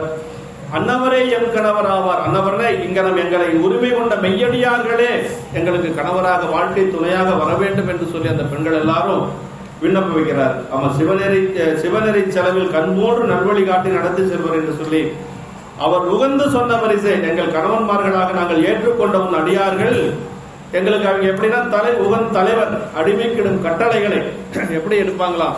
ஒரு தலைவர் தன்னுடைய அடிமைக்கிடக்கூடிய கட்டளைகளை எப்படி உகந்த ஏற்றுக்கொள்வார்களோ அது மாதிரி நாங்க அவங்க சொல்றதை அப்படியே செய்வோம் என்று சொல்லி உகந்து அப்படின்னு சொல்லி சொல்றோம். அந்தவரை என் கணவராவார் அவர் உகந்து சொன்ன பரிசையை தொழும்பாய் பணி செய்வோம். தொழும்புன்னா அடிமை, ஏற்கனவே சொன்னோம் இல்லைங்களா? அப்படி பணி செய்வோம் என்று சொல்லி அங்கடமில்லாமல் ஒரு அடியார்களாய் இவன் கணவன்மார்கள் இடுவன உள்ளம் மகிழ்ந்து இடுவனமாக வேண்டும் என்றவாறு என்று சொல்லி தொழும்பாய் பணி செய்வோம்னா அடிமையாக இருந்து நாங்கள் பணி செய்வோம் என்று சொல்லி சொல்றாங்க. இப்படி என்ன குறைய மேலும் அப்படின்னா இந்த ஒரு வரம் மட்டும் எங்களுக்கு அருள் செஞ்சா போதும், வேற எதுவும் எங்களுக்கு தேவையில்லை. சாமி கிட்ட என்ன கேட்கிறாங்க? இந்த ஒரு வரம் மட்டும் எங்களுக்கு போதும் சாமி, வேற ஒன்றும் வேண்டியதில்லை. என்ன குறையும் மேலும் ஏனைய நலன்கள் அவ்வாறு தாமே எய்துவதால் எங்களுக்கு வேறு குறைகள் இல்லை. உலக செல்வங்களில் சிறந்தது, அதாவது என்ன சொல்றாரு அடிக்கிட்டு வர, இந்த உலகத்திலேயே பெரிய பதவி என்னன்னா மன்னராக இருக்கக்கூடியது. அதனினும் மேம்பட்டது தேவர்களாக இருக்கக்கூடியது வானவர் செல்வம். அதனினும் மேம்பட்டது அவங்களுக்கெல்லாம் தலைவராக இருக்கக்கூடிய இந்திர பதவி, பெருந்தேவர்கள் திரு. அதனினும் உயர்ந்த ஆன்ம ஞானம். அதனினும் மிக்கது சிவபெருமான் மாட்ட அன்பு. சிவபெருமான் மாட்ட அன்பு அதனினும் பெரியது சிவனடியாருக்கு அடிமையாதல். அடிமை தரத்தில் சிறந்தது வேற எதுவும் இல்லை.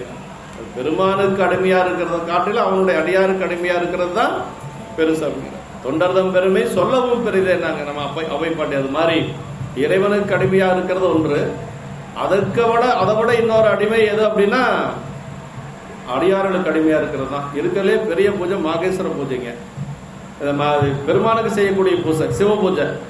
சிவ பூசை தான் இருக்கிறதுலே பெருசு, அதுக்கு மேல பூசை கிடையாதுங்க. இன்னொரு பூசை இருக்குது அதுக்கு மேல, மாகேஸ்வர பூஜை, சீலமார் பூசை அப்படின்னு சொல்லி சொல்றாங்க. அந்த பூசைக்கு தான் சேக்கிழார் பெருமான் என்ன சொன்னாரு? பெருமானுக்கு செய்யக்கூடிய பூசை கூட அப்படி சொல்லல, அடியாருக்கு செய்யக்கூடிய பூசைக்கு பேர் தான் சீலமார் பூசை செய்த திருத்தொண்டர் நம்மை நோக்கி ஏலவார் குழலால் தம்மோடு இடப வாகனனாய் தோன்றி அப்படின்னாரு இளையான்குடி நாயனார் புராணத்துல. அவர் என்ன செஞ்சாரு? சீலமார் பூசை செஞ்சார்.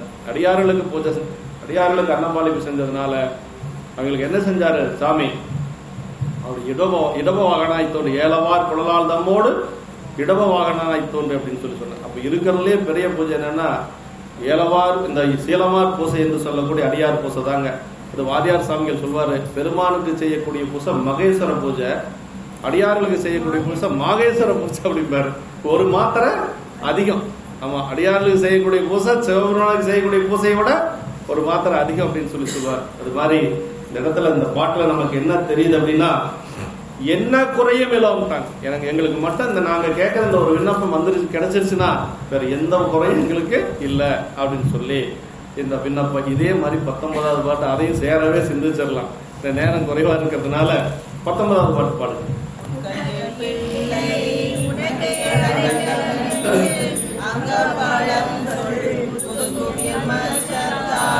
எங்கள் பெருமான் உனக்கொன்று உரைப்போம் என் கொங்கை நண்ப அல்லாதோர் சேரக்க எங்கை உணக்கலாது எப்பனையும் செய்யக்க கண்கொள் பகல் எங்கள் மற்றொன்றும் காணக்க எங்கு பரிசே எமக்கெங்கோ நல்குதிய எங்களில் ஞாயிறு எமக்கே நோக்கிம்பாய்.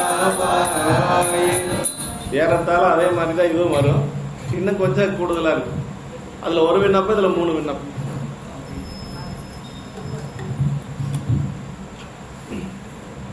நமக்கு விண்ணப்பம் தானே வேணும். நாம என்ன சாமி கிட்ட கேட்கிறோம், அவங்க எல்லாம் என்ன கேட்டிருக்கிறாங்க நினைச்சு பார்க்கணும் இல்லையா? அம்மா என்ன கேட்டாங்க, இரவாத இன்பன்பு வேண்டி பின் வேண்டுகின்றார் பிறவாமை வேண்டும்னு கேட்டாங்க. நாம அப்படியே கேட்க போறோம், அப்படிலாம் இல்லை. ஒரு பெரிய பங்களா வேணும், ஒரு கார் வேணும், பிள்ளைகளுக்கு நல்ல இடத்துல கல்யாணம் பண்ணணும் வேணும் தானே. அப்படி இல்லாமல் என்ன பண்ண முடியும்? அப்படி நாம கேட்போம். ஆனா இவங்க எல்லாம் என்ன கேட்டிருக்கிறாங்கன்னு பாக்குறது நம்ம. அதான் இந்த பாட்டு ரொம்ப அருமையான பாட்டு. உன் கையில் பிள்ளை உனக்கே அடைக்கல. டோட்டல் சரண்டர்னு சொல்றோம் இல்லைங்களா வழிபாட்டுல? அதான் டோட்டல் சரண்டர். வந்தமா போனமான்னு கூடாது. நம்புனா முழுசா நம்பணும், இல்லைன்னா நம்ப கூடாது. பேசாம நான் பாட்டுக்கு போயிட்டே இருக்கலாம் இல்லைங்களா? அதான் உன் கையில் பிள்ளை உனக்கே அடைக்கலம் அப்படின்னாங்க. அதாவது உரிமையான பொருளை கூட நம்ம வேணா காப்பாற்றலாம், இல்லைன்னா விட்டுறலாங்க. ஆனா அடைக்கலமான பொருளை காப்பாற்றி ஆகணும், அது நம்ம கடமை. நம்ம கிட்ட ஒருத்தர் அடைக்கலமா வந்துட்டாங்கன்னு வச்சுங்களேன், காப்பாற்றி ஆகும். இப்போ சாமி கிட்ட போய் நம்ம அடைக்கலம் ஆயிட்டோம்னு வச்சுக்கங்களேன், பெருமான் என்ன செய்வான்? விடவே மாட்டோம். வைணவத்துல ரொம்ப உரைப்பா இருக்கு அந்த சரணாகதி தத்துவம் அப்படிங்கிறது. அவங்க ரொம்ப வச்சிருக்கிறாங்க, நம்மளதுலயும் இருக்குது சொல்றேன். அப்படி உன் கையில் பிள்ளை உனக்கே அடைக்கலம் என்று அங்க பலம் சொல் புதுக்கும் அமைச்சத்தால் எங்கள் பெருமான் உனக்கொன்று உரைப்போம் கேள். அதான் விண்ணப்பம். இதுதான் விண்ணப்பம் வைக்கிறாங்க. எங்கள் பாவை போன்ற பெண்களே, நான் கூறுவனவற்றை ஆராய்ந்து ஏற்றுக்கொள்வீர்களாக சொல்லி சொல்றாங்க. எங்கள் இறைவனே, உன் கையில் சேர்ப்பிக்க பெறும் பெண் உனக்கே அடைக்கல பொருளாவாள் என்று திருமண நாளில் பண்டை காலம் முதல் வழங்கி வரும் சொல்லை, அதாவது கணவன் கிட்ட கட்டி கொடுக்கின்ற பொழுது நம்ம என்ன சொல்றோம்? இந்த பெண் வந்து உனக்கு அடைக்கலமா நாங்க கொடுக்குறோம்ப்பா, அப்படி நீ கண்களை நாம பார்த்துக்கணும் அப்படின்னு சொல்லி நம்ம சொல்றோம் இல்லைங்களா? அது ஒண்ணு. பெருமாண்ட விண்ணப்பிக்கிறது ஒண்ணு. அப்படி அந்த அச்சம் காரணமாக உனக்கு ஒரு விண்ணப்பம் செய்து கொள்வோம் கேட்டருள்வாயாக அப்படின்னு சொல்லி அந்த பெண்கள் சொல்றாங்க. என்ன சொல்றாங்க? அந்த பெண்களுடைய விண்ணப்பம் இதுதான். உமக்கொன்று உரைப்போம் கேள், என் கொங்கை நின்னன்பரல்லாதோல் சேரற்க என்கை உனக்கல்லாது எப்பனையும் செய்யற்க கங்குள் பகல் எங்கன் மற்றொன்றும் காண இருக்க. 3 விண்ணப்பம் பெருமான்ட்ட. என்ன 3 விண்ணப்பம் அப்படின்னா, என் கொங்கை நின் அன்பரல்லாதோல் சேரற்க அப்படின்னா, என்னுடைய தோல் வேற யாரையும் தழுவக்கூடாது, உன்னுடைய அடியாரம் மட்டும்தான் என்னுடைய தோள்கள் தழுவணும் அப்படின்னு சொல்லி அந்த பெண்கள் சொல்றாங்க. அத என் கொங்கை, உன் அன்பரல்லாத தோள்களை தழுவாது ஒழிக, என் கைகள் நினக்கன்று வேறு யாருக்கும் எத்தகைய தொண்டும் செய்யாத ஒழிக. எனக்கு பெருமான் நீங்க என்ன கொடுத்துருக்கீங்க? கைகளை கொடுத்துருக்கிறீங்க. அது என்ன செய்யணும்? உங்களுக்கு மட்டும்தான் தொண்டு செய்யணும். அதான் நம்முடைய அம்மா உமையம்மை காஞ்சிபுரத்துல அந்த பூசை செய்கின்ற பொழுது அம்மா என்ன செஞ்சாங்க அப்படின்னா, அந்த இடத்துல சேக்கிழ பெருமான் சொல்றார், கரந்தரும் பயன் இது என உணர்ந்து அப்படின்னா, கம்பம் மேவி உம்பர் நாயகர்பால் நிறந்த காதல் செய் உள்ளத்தலாகி நீடு நன்மைகள் யாவையும் பெருக வரந்தரும் பொருளாம் வள்ளி மாறிலா மலர்ந்த பேரன்பால் சிரம் பணிந்து எழும் பூசனை நாள்தோறும் திருவுளம்பட பெருகியது என்று அப்படின்னா. அப்ப கரந்தரும் பயன் எது என உணர்ந்து இந்த கைகள் பெருமான் நமக்கு கொடுத்திருக்கிறான். அதனுடைய பயன் என்னன்னா, பெருமான பூஜை செய்வதற்கு தான் அப்படிங்கிற அந்த திருக்குறிப்பு 9 அது வருதுங்க. அப்படின்னா இந்த இடத்துல இந்த பெண்கள் வந்து நாங்க வந்து நல்ல கணவன் அப்படின்னா எங்களுடைய நாங்க பெருமானுடைய அடியாரத்தான் நாங்க தழுவி இருப்போம். இன்னொரு விண்ணப்பம் என்னன்னா, எங்களுடைய கைகள் பெருமானுக்கு தான் திருப்பணி செய்யணும், வேற எந்த ஒரு பணியிலும் செய்யக்கூடாது என்று சொல்லி 2வது விண்ணப்பத்தை சொல்றார். 3வது விண்ணப்பம் அப்படின்னா என்னன்னா, கங்குள் பகல் எங்கன் மற்றொன்றும் தான் இருக்கு அப்படின்னா, பெருமானுடைய அந்த திருவடியை பார்த்ததுக்கு பிறகு இந்த உலக பொருள்கள் எதையும் நாங்க பார்க்க விரும்பல. இதுதான் 3 விண்ணப்பம் இந்த பாட்டில். அதுல ஒரு விண்ணப்பம் இதுல அன்னவர் என் கணவர் ஆவார், அவர் உகந்து சொன்ன பரிசையை தொழும்பாய் பணி செய்வோம் 9வது பாட்டு. இதுல என்ன சொல்றாங்க? என் கொங்கை நின்னன் வரலாதோல் சேரற்க என் கை உனக்கல்லாது எப்பனையும் செய்யற்க கண்கொள் பகல் எங்கன் மற்றொன்றும் காணற்க அப்படின்னு. வேற எதையும் நாங்க பார்க்க விரும்பல இந்த உலகத்துல. நெற்றியில் கண் கொண்ட கண் கண்டு மற்றினை காண்பது என்னன்னு அப்பர் சாமி சொல்லுவாரு. பூத்த பெருமான போய் அவர் தில்லையில வழிபாடு செய்து நெற்றிக்கண்ணோட இருக்கக்கூடிய பெருமானை பார்த்ததுக்கு பிறகு இந்த உலகத்துல நீ பார்க்கறதுக்கு எதுவும் இல்லை அப்படின்னு சொல்லி அப்பர் சாமிகள் பாடுவார். அது மாதிரி இந்த பெண்கள் வந்து உலகத்தில் இருக்கக்கூடிய உலக காட்சிகளை பார்ப்பதற்கு எங்களுக்கு மனம் இல்லை அப்படின்னா அந்த சீவன் முக்த நிலையில் இருக்கக்கூடிய பெண்கள் தான் இந்த வழிபாட்டில் இருக்கக்கூடிய பெண்கள். இப்ப இந்த பெருமானுடைய இது வந்து நீராடக்கூடிய பெண்கள் தான். ஆனா இறைவனுடைய பெருமைகளை பாடிக்கொண்டே அவங்க வந்து பொய்கை ஆறு இந்த மாதிரி எல்லாம் நீராடி கொண்டு பாடக்கூடிய திருப்பாட்டு தான் இந்த பாட்டுங்க. எங்கள் கொங்கையில் உன் அன்பரல்லாதோர் தோள்களை தழுவாது ஒழிக என் கைகள் நிறக்கன்று வேறு யாருக்கும் எத்தகைய தொண்டும் செய்யாதொழிக எங்கள் விழிகள் இரவும் பகலும் நின்னையன்று வேறு எப்பொருளையும் காணாது ஒழிக அப்படின்னா இந்த உலகில் இவ்வாறு எங்களுக்கு எங்கள் தலைவனாக நீ அருள்பாலிப்பாய் ஆகில். இப்படி நாங்க கேட்கிற மாதிரி நீங்க அருள் செஞ்சுட்டீங்கன்னு வச்சுக்கோங்களேன், சூரியன் வந்து கிழக்க உதைச்ச என்ன மேற்க உதைச்ச என்ன எங்களுக்கு எந்த கவலையும் இல்லை. அதாவது சூரியன் உதிக்கிற இடத்துலதான் உதிக்கணும், மறையிற இடத்துலதான் மறையணும். அப்படி மாறி நடந்ததுன்னா உலகத்துல பெரிய துன்பம் வருமா? அதை பத்தி எல்லாம் எங்களுக்கு கவலை இல்லை. உலகில் துன்பங்களை பத்தி எல்லாம் எங்களுக்கு கவலை இல்லை. எங்களுக்கு இதுதான் வேணும் என்று சொல்லி அந்த பெண்கள் வந்து எங்களிலே ஞாயிறு எமக்கேளோர் எம்பாவா என்று சொல்லி இந்த பாட்டில் அருமையா சொல்றாங்க. ஆமா, அதாவது உன் கையில் பிள்ளை உனக்கே அடைக்கலம் என்று சொல்வது ரொம்ப அருமையான ஒரு இடங்க.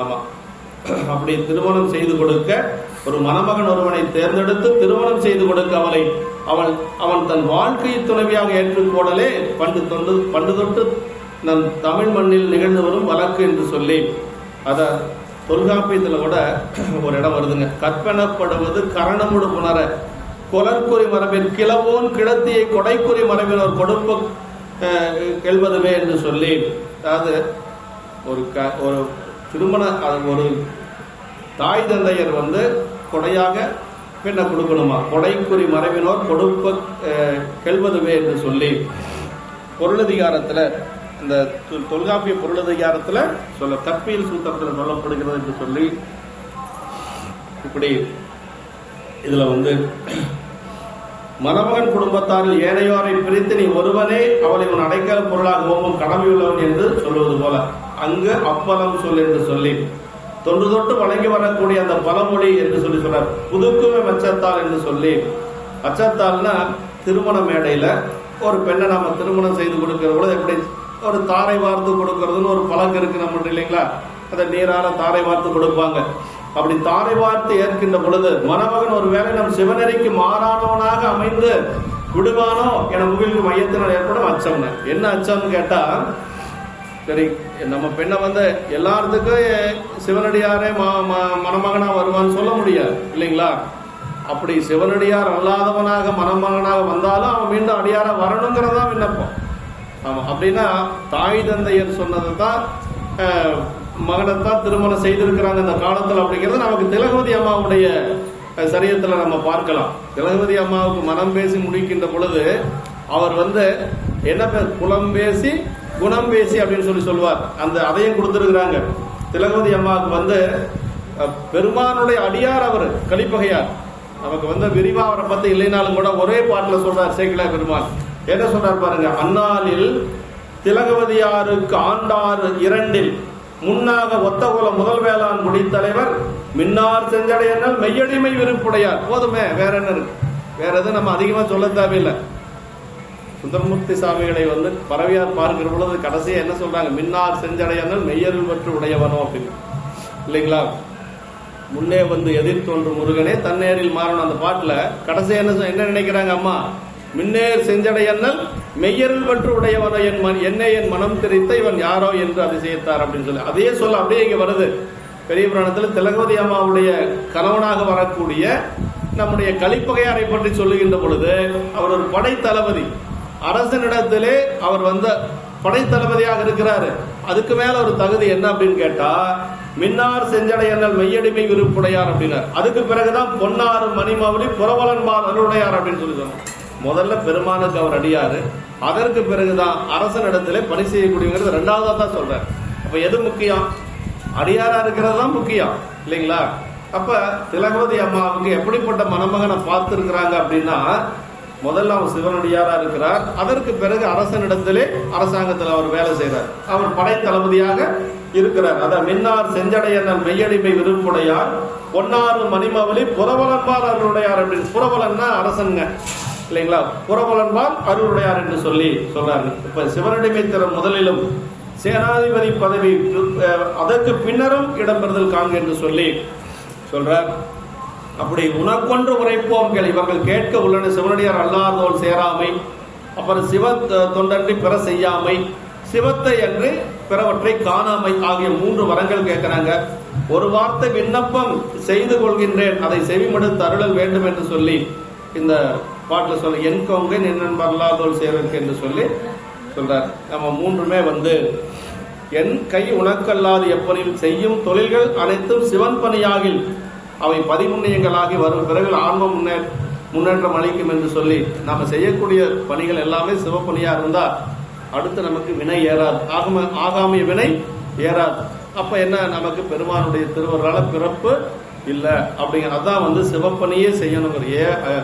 நம்ம 10ஆம் சூத்திரம் அதான சொல்லுது, அவனே தானேயாகி அன்னறி ஏகனாகி இறைவனி நிற்க மலமாயை தன்னோடு பல்வினை இன்று அப்படின்னு. அப்படின்னா அதான் கேட்கிறாங்க, என எம் கை உனக்கல்லாது எப்பனையும் செய்யற்க கங்குள் பகல் எங்கன் மற்றொன்று. இதுதான் அந்த பெருமானுடைய வழிபாட்டில் இருக்கக்கூடிய ஒரு உரைப்பு அப்படிங்கிறது. இந்த பெண்கள் அதுதான் கேட்கிறாங்க. அன்னவரே என் கணவர் ஆவார், அவர் உகந்து சொன்னவரை செய்தொழும்பாய் பணி செய்யும் என்று உடன்பாட்டில் அருளி செய்தவற்றையே இந்த எதிர்மறையில் அருளி செய்வது இந்த வரங்கள் மிக இன்றியமையாதவை என்று வலியுறுத்தல் பொருட்டு என்று சொல்லி இப்படி அந்த பெண்கள் வரம் கேட்டதாக, நாங்கள் வேண்டிக் கொண்ட என் கொங்கை என் நண்பர்களாதோடு சேராமையும் என் கைகள் உனக்கல்லாத எப்பனையும் செய்யாமையும் கண்கள் பகல் மற்றொன்றும் காணாமையும் என்று சொல்லி சொல்றார். அப்படி இருந்தா சூரியன் எங்க உதிச்சாலும் எங்களுக்கு கவலை இல்லை, இந்த 3 வரங்கள் கிடைச்சா போதும் என்று சொல்லி பெருமானிடத்திலே விண்ணப்பம் செய்கின்றார்கள். இப்ப அடுத்து கடைசி பாட்டுக்கு மட்டும் பார்த்துக்கலாம், அவ்வளவுதான் நேரம் இருக்குது. இல்ல 10வது பாட்டு பார்த்துக்கலாங்களா? 10வது பாட்டு பாதாளம் ஏழினிங்கில் பார்த்துக்கலாம்.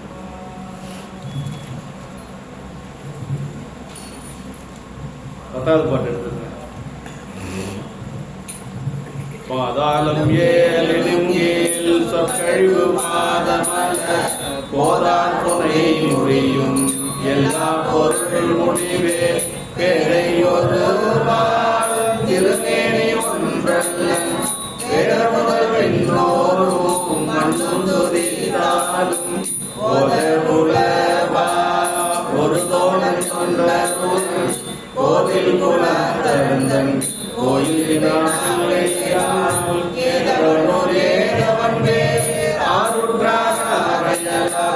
ஏதவனை பாடும் பெருமானுடைய திருவடியினுடைய சிறப்பை சொல்றாரு பாருங்க. பெருமானுடைய திருவடி பாதாளம் ஏழினங்கீழ் சொற்கழிவு பாதமலர். அவருடைய திருமுடி போதார் புனை முடியும் எல்லா பொருள் முடிவு என்ன. அவனுடைய திருவடியை பார்க்கறதுக்கு யாரு போனா? திருமால் போனார் இல்லைங்களா? அதான் திருமால் தேடி காண முடியாத திருவடி இல்லைங்களா? எல்லாம் அது எங்க இருக்குது? 7 பாதாளத்துக்கு கீழே இருக்கு. சரி, அவனுடைய முடியத்தான் பார்த்துடலாமா அப்படின்னா அது எங்க? சொல்லுலகம் பொருளுலகம் எல்லாம் கடந்து எல்லா உலகத்துக்கும் மேல இருக்கக்கூடியது அவனுடைய திருமுடி. அதான் சொல்றார், பாதாளம் ஏழினங்கீழ் சொற்கழிவு பாதமலர். இறைவன் திருவடி மலர்கள் கீழுலகம் 7க்கும் கீழாக சொல்லிலடங்காத நிலையில் இருக்கிறது. மலர்கள் நிறைந்த அணி செய்யப்பட்ட போதார் அப்படின்னா மலருங்க. மலரால் அலங்கரிக்கப்பட்ட அவனுடைய திருமுடி எங்க இருக்குது அப்படின்னு சொல்றாரு பாருங்க.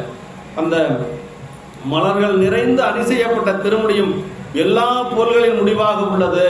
உமையம்மை ஒரு பங்கில் உள்ள ஒரு வகைப்பட்ட திருமேனியை மட்டும் உடையவன் அல்லன்.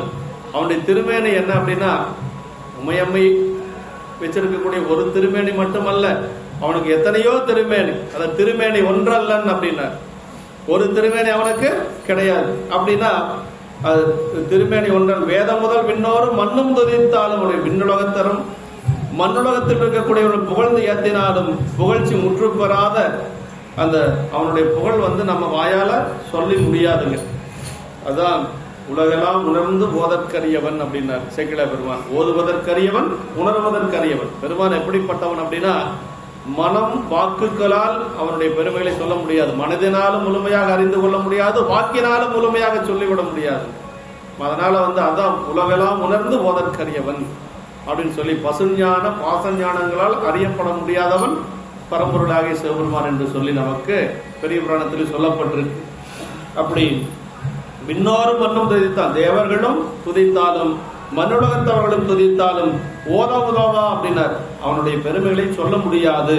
வேத முதல் விண்ணோரும் மண்ணும் வேதங்கள் துதித்தாலும் வேதங்கள் அவனுடைய பெருமைகளை முழுமையா அறிய முடியாது. அதான் வேதங்கள் ஐயா என பொங்கி ஆழ்ந்து அகன்ற நுண்ணியனே மணிவாசக பெருமான் வேதங்கள் ஐயா என பொங்கி ஆழ்ந்து அகன்ற நுண்ணியனே அப்படின்னு சொல்லி பெருமான் அப்படி இருக்கிறார் என்று சொல்லி, அப்புறம் அரண் கோயில் கோதில் குளத்து வினா பிள்ளைகால் என்று சொல்லி அவன் ஊர் ஏது, அவன் பேர் ஏது, அவனுக்கு ஏதாவது ஊர் உண்டா இல்ல பேர் ஏதாவது உண்டா அப்படின்னா ஒன்றும் கிடையாது இல்லைங்களா. கோயில் சுடுகாடு புல்புளித்தோல் நல்ல ஆடை தாயுமிலி தந்தையிலி தாந்தனியன் காணேன். அவனுக்கு அம்மா கிடையாது, அப்பா கிடையாது, சொந்த ஊர் கிடையாது, பேர் கிடையாது, ஒண்ணுமே கிடையாது.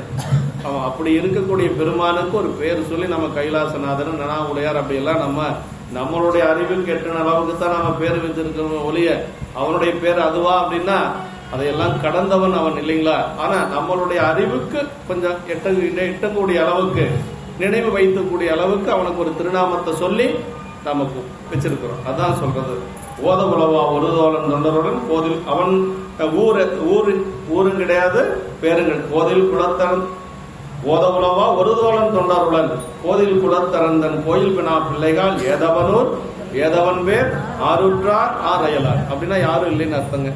அவனுக்கு உற்றார் அயலார் யாருமே இல்லை இல்லைங்களா. யாருமே உறவில்லாத பெருமான் அம்மாவை உறவா கொண்டார் இல்லையா. காரைக்கால் அம்மையார் வருமிவள் நம்மை பேணும் அம்மையார் உமையே அப்படின்னா வருமிவள் நம்மை பேணும் அம்மை பேணுதல் அப்படின்னா அன்பு கொள்ளுவதுன்னு அர்த்தங்க. பேணலால் எம்மை பெற்றார் திருத்தாட்குள புராணத்துல வருது இல்லைங்களா. பேணுதல் அப்படின்னா அன்பு செய்வது. ஆமா, வருமிவள் நம்மை பேணும் அம்மைகான் உமையே இப்பெருமை சேர் வடிவம் வேண்டி பெற்றனல் என்று அருகுவந்த அணைய நோக்கி அம்மையே என்னும் செம்மை ஒரு மொழி உலகெல்லாம் உயவே அருளி செய்தார். அப்படி அம்மா பக்கத்துல வந்துட்டாங்க, பேசிட்டு இருக்க உமையம்மை கிட்ட பேசிட்டு இருக்கிறாரு. யாரு இப்படி எல்லாம் வர்றாங்கன்னு கேட்கறாங்க. அம்மா வரக்கூடிய நம்ம எல்லாம் அன்பு செலுத்தக்கூடிய நம்ம இடத்துல எல்லாம் அன்பு செலுத்தக்கூடிய தாய் அப்படின்னு சொன்ன உடனேயே அதுக்குள்ள சொல்லி முடிக்கிறதுக்குள்ள அம்மா வந்துட்டாங்க. அப்படியே அம்மா அப்படின்னார சிவபெருமான். காரைக்கால் அம்மையார் அப்பா அப்படின்னு சொல்லி காலில் விழுந்தாங்களாம். அம்மா அப்படின்னு சொன்னோன்னா சாமி அம்மான்னு சொன்னாரு. அம்மா என்ன செஞ்சாங்க, அப்பா என்று செங்கோல்தால் வணங்கி அப்படின்னு சொல்லுவார் சேக்கிழார். அந்த தாமரை போன்ற திருவடிகளை விழுந்து வணங்கினாங்களாம். அதான் சேக்கிழார் பெருமாள் அடுத்த புனல் வேணியினார் அம்மையன மதுரமொழி கொடுத்தருள பெற்றாரை குழுவிய தாண்டகத்தில் எடுத்தருள் சேவடிக்கில் என்றும் இருக்கின்றாரை அடுத்த புனல் சீர்பரவல் ஆரளவு ஆயினதம்மா அப்படின்னு சிவபெருமானே அம்மான்னு சொல்லியிருக்கிறாங்கன்னா அவங்க பெருமைகளை நாம முழுமையா சொல்ல முடியுமா அப்படின்னா யாராலையும் சொல்ல முடியாதுன்னு அர்த்தங்க. அப்பா அப்படின்னு சொல்லி கண்ணப்ப நாயனார் சொன்னாங்க. ரெண்டு இடத்துலயுமே என்ன விஞ்சி இருந்தது அப்படின்னா அன்புதான் அங்க பிரதானமா இருந்ததுங்க. கண்ணப்பன் நில்லு கண்ணப்ப என்று சொல்லி 3 முறை நாக கங்கணர் அடுக்கு 3 அடுக்கு நாக கங்கணர் வாக்கு அப்படின்னு சொல்லி சேர்க்கிறார். 3 முறை சொன்னாராம் நில்லு கண்ணப்ப என்று சொல்லி 3 முறை இறைவனே சொன்னதாக நமக்கு பெரிய புராணம் சொல்லுகிறது என்று சொல்லி இப்படி பெருமான் அடியார்களிடத்தில் அன்புக்காக பெருமான் அப்படி இருப்பார் என்று சொல்லி அப்படி உறவினர் யாரும் கிடையாது அயலவர் யாவர் அவ்விருவனை புகழ்ந்து வாடும் முறை எது என்று சொல்லி சொல்றார். பாதாள வேலனெங்கில் சொற்கழிவு பாதமலர் அப்படின்னா அப்புறம் முன்னை அவிடம் ஒண்ணாத இறைவன் பெருமை வழுத்திய நம் அடிகள் இந்த பாட்டுல இடத்தால் அளவிட ஒண்ணாத அவன் தலைமையை அருளி செய்கின்றார் அப்படின்னார். அதாவது அவனுடைய தலைமை பெருமானுடைய தலைமை தான் நமக்கு, அதுக்கு மேல தலைமை இல்லைங்க. நமக்கெல்லாம் அடியார்களுக்கெல்லாம் யாரு தலைமை? சுந்தரர் தான் தலைமை இல்லைங்களா. மலர்மிசை அயனும் மாலும் காணுதற்கரிய வல்லல் பலர்வர்கள் வெண்ணை நல்லூர் ஆவண பழமை காட்டி உலகை ஆண்டு கொள்ள பெற்றவர் பாதம் முன்னே தலைமிசை வைத்து வாழும் தலைமையிலும் தலைமையாகும். நமக்கு என்ன தலைமைன்னா சாமியெல்லாம் கூட கொஞ்சம் அப்புறம் வச்சு பார்த்துக்கலாம். முதல் யாரு தலைமை? சுந்தரர் தான் நமக்கு தலைமை அப்படின்னு சேக்கிழார் பெருமானே சொல்லியிருப்பார். தலைமிசை வைத்து வாழும் தலைமையிடம் தலைமையாகும் அப்படின்னாரு. ஆமா, அப்படி அவன் திருவடிகள் பூவுலகில் கீழுள்ள 7 உலகங்களுக்கும் கீழறுகிறது அப்படின்னு சொல்றார். அப்படி அது போதார் புனை முடி மலர் சூடி அவனுடைய திருமுடி எங்க இருக்குதுன்னா சொல்லுலகம் பொருளுலகம் எல்லாம் கடந்து, அதாவது அசுத்தமாயை சுத்தமாயை சொல்லுலகம் பொருளுலகம் எல்லாம் கடந்து இருக்கக்கூடியது அவனுடைய அந்த போதார் புனையுடைய மாலை அணிந்த மலர் அணிந்த அவனுடைய திருமுடி என்று சொல்றார். இப்படி எல்லாம் பெருமானுடைய இறைவன் திருமுடியின் நிலை அடியார்கள் மலர்களால் அணி செய்யும் அளவுக்கு அவர்கள் கைகளுக்கு வெட்டும் நிலையினதா அப்படின்னா அவ்வளவு தூரத்தில் இருக்கக்கூடிய அந்த திருமுடி அடியார்கள் எப்படி மலர் சூட்ட முடிஞ்சது அப்படின்னா பெருமான் அதான் எளிவந்த பிரான் அப்படிங்கிறது. எப்படி எளிவந்தார் அப்படிங்கிறத சொல்றார். கீதம் இனிய குயிலே கேட்டியேல் எங்கள் பெருமான் பாதம் இரண்டும் வினவில் பாதாளம் ஏழினுக்கு அப்பால் அப்படின்னு சோதி மணிமுடி சொல்லில் சொல்லிறந்த நின்ற தொன்மை ஆதிகுணம் ஒன்றுமில்லாய் ஆனந்தமிலான் வரக்கோவாய் என்று சொல்லி குயில் பத்துல சொல்றார். கீதம் இனிய குயிலே கேட்டியேல் எங்கள் பெருமான் பாதம் இரண்டும் வினவில் பாதாளம் ஏழினுக்கு அப்பால் அப்படின்னார். பாதங்கள் எங்க இருக்கு? 7 பாதாளத்துக்கு. அந்த பாட்டு அதான பாதாளம் ஏழினங்கில் சொற்கழிவு பாதம் அல்ல. அதே தான் இங்கே குயில் பத்திலே வருது. சோதி மணிமுடி சொல்லில் அவனுடைய திருமுடியை சொல்லணும்னா சொல்லிறந்து நின்ற தொன்மை அப்படின்னார். சொல்லுலகம் பொருளுலகம் எல்லாம் கடந்து இருக்கக்கூடியது அவனுடைய திருமுடி என்று சொல்லி மணிவாசகர் பெருமான் நமக்கு குயில் பத்துல சொல்றாருங்க. வேதையொருபால் திருமேனி ஒன்ற இறைவன் திருவடிகளும் திருமுடி உள்ள நிலைகள் இவ்வாறாயில் அவை இரண்டுக்கும் இடைப்பட்ட அவன் வடிவம் எதுன்னா மாதொரு பாக மூர்த்தம். அவன் வடிவங்கள் ஒன்று மட்டுமே. மாதொரு பாகனாரா திருச்செங்கோட்டில் இருக்கிறார்னா அது அவனுடைய வடிவம் ஒன்று மட்டும்தான். அதுபோக பல வடிவங்கள் அவனுக்கு இருக்கு. அதனால அவனுடைய திருமேனி ஒன்றல்லன் அப்படின்னு சொல்லி சொன்னார். ஒரு திருமேனி அவனுக்கு கிடையாது என்று சொல்லி சொல்றாரு.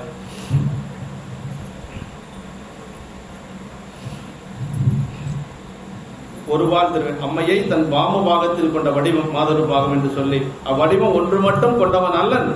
சிவமூர்த்தங்கள் 64 அவன் வடிவங்களை அவற்றோடும் அவன் கொண்டுள்ள வடிவங்கள் எண்ணிக்கை முற்று பெறுவதில்லை.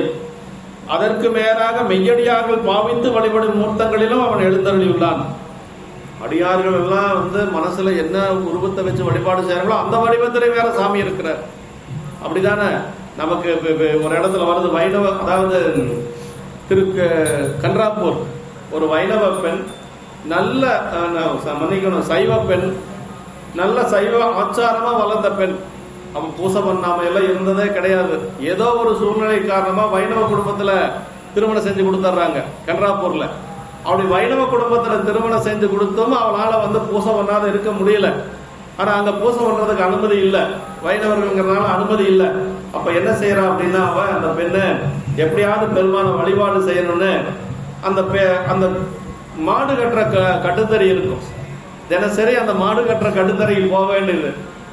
அந்த கட்டுத்தறையெல்லாம் சுத்தம் பண்ற மாதிரி போய் பண்ணிட்டு அந்த மாடு கட்டுற முளைக்குச்சி இருக்குது பாருங்க, அந்த முளைக்குச்சியவே அபிஷேகம் எல்லாம் பண்ணி தினசரி நீராட்டி திருமஞ்சனம் எல்லாம் செஞ்சு அப்படி வழிபாடு செஞ்சுட்டு வர்றான். அப்படி வழிபாடு செஞ்சுட்டு வர்றது ஒரு நாள் மாமியார் பார்த்துறான். அப்படி மாமியார் பார்த்தோன்னே இவன் என்ன பண்ணிட்டு இருக்கிறான்னு பார்க்கணும் அப்படின்னு பின்னாடியே போய் அப்படி மறைஞ்சு நின்று பார்க்கறப்ப பூஜை பண்ணிட்டு இருக்கிறான். அப்படி பூஜை பண்ணிட்டு இருக்கிறத பார்த்த உடனே அந்த அம்மாவுக்கு ரொம்ப கோபம் அந்த முளைக்குச்சியை அவங்க ஒரு வெட்டுற பொழுதுதான் அதுல அப்படி ரத்தம் பீறிட்டு வருது.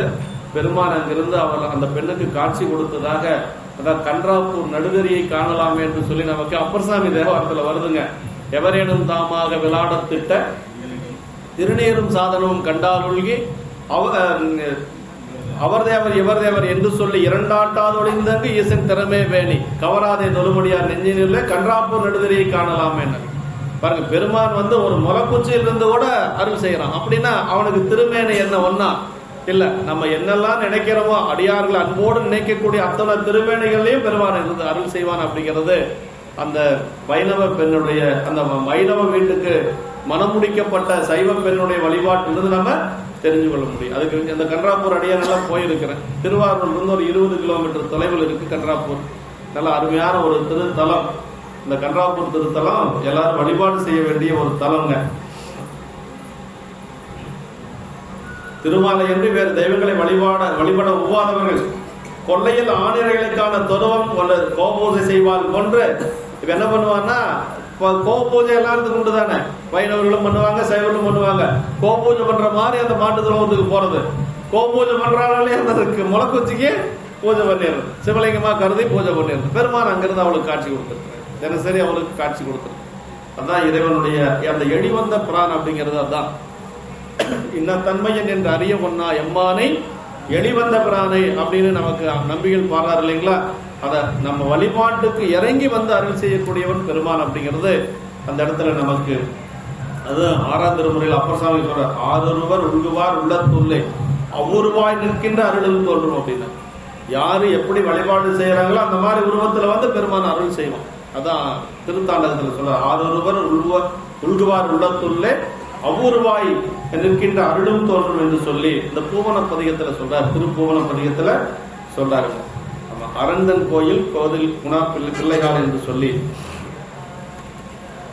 அவன் ஊர் ஏது இந்த பூவுலகத்துல அவனுடைய ஊர் என்று சொல்லி எதுவும் கிடையாது. குற்றார் யாருடனோ உயிர் கொண்டு போகும் பொழுது குற்றாலத்துறை கூத்தனல்லால் நமக்கு குற்றார் யாருடனோ என்று சொல்லி சொல்லுவது போல அவனை பாடும்படி சொல்லுக்கும் இடங்களுக்கும் அப்பாற்பட்ட அவனை எவ்வண்ணம் புகழ்ந்து துதிப்போம் என்று சொல்லி சொல்ற. இந்த அளவுக்கு நம்ம வந்து இந்த கடைசி பாட்டை மட்டும் பாடி நிறைவு செஞ்சுக்கலாம். போற்றி அருளுகனின் ஆதியம் போற்றி அருளுகனின் ஆதியம் பாதமலர் போற்றி அருளுகனின் அந்தமாம் சிந்தனைகள் போற்றி எல்லா உயிர்க்கும்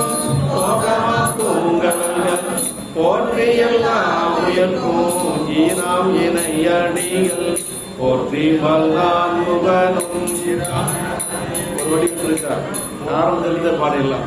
போற்றி அருளுகனின் ஆதியம் பாதமலர் போற்றி அருளுகனின் அந்தமாம் சிந்தனைகள் போற்றி எல்லா உயிர்க்கும் போகமாம் பூங்கவர்கள் போற்றி எல்லா உயிர்க்கும் போற்றி எல்லா உயிர்க்கும்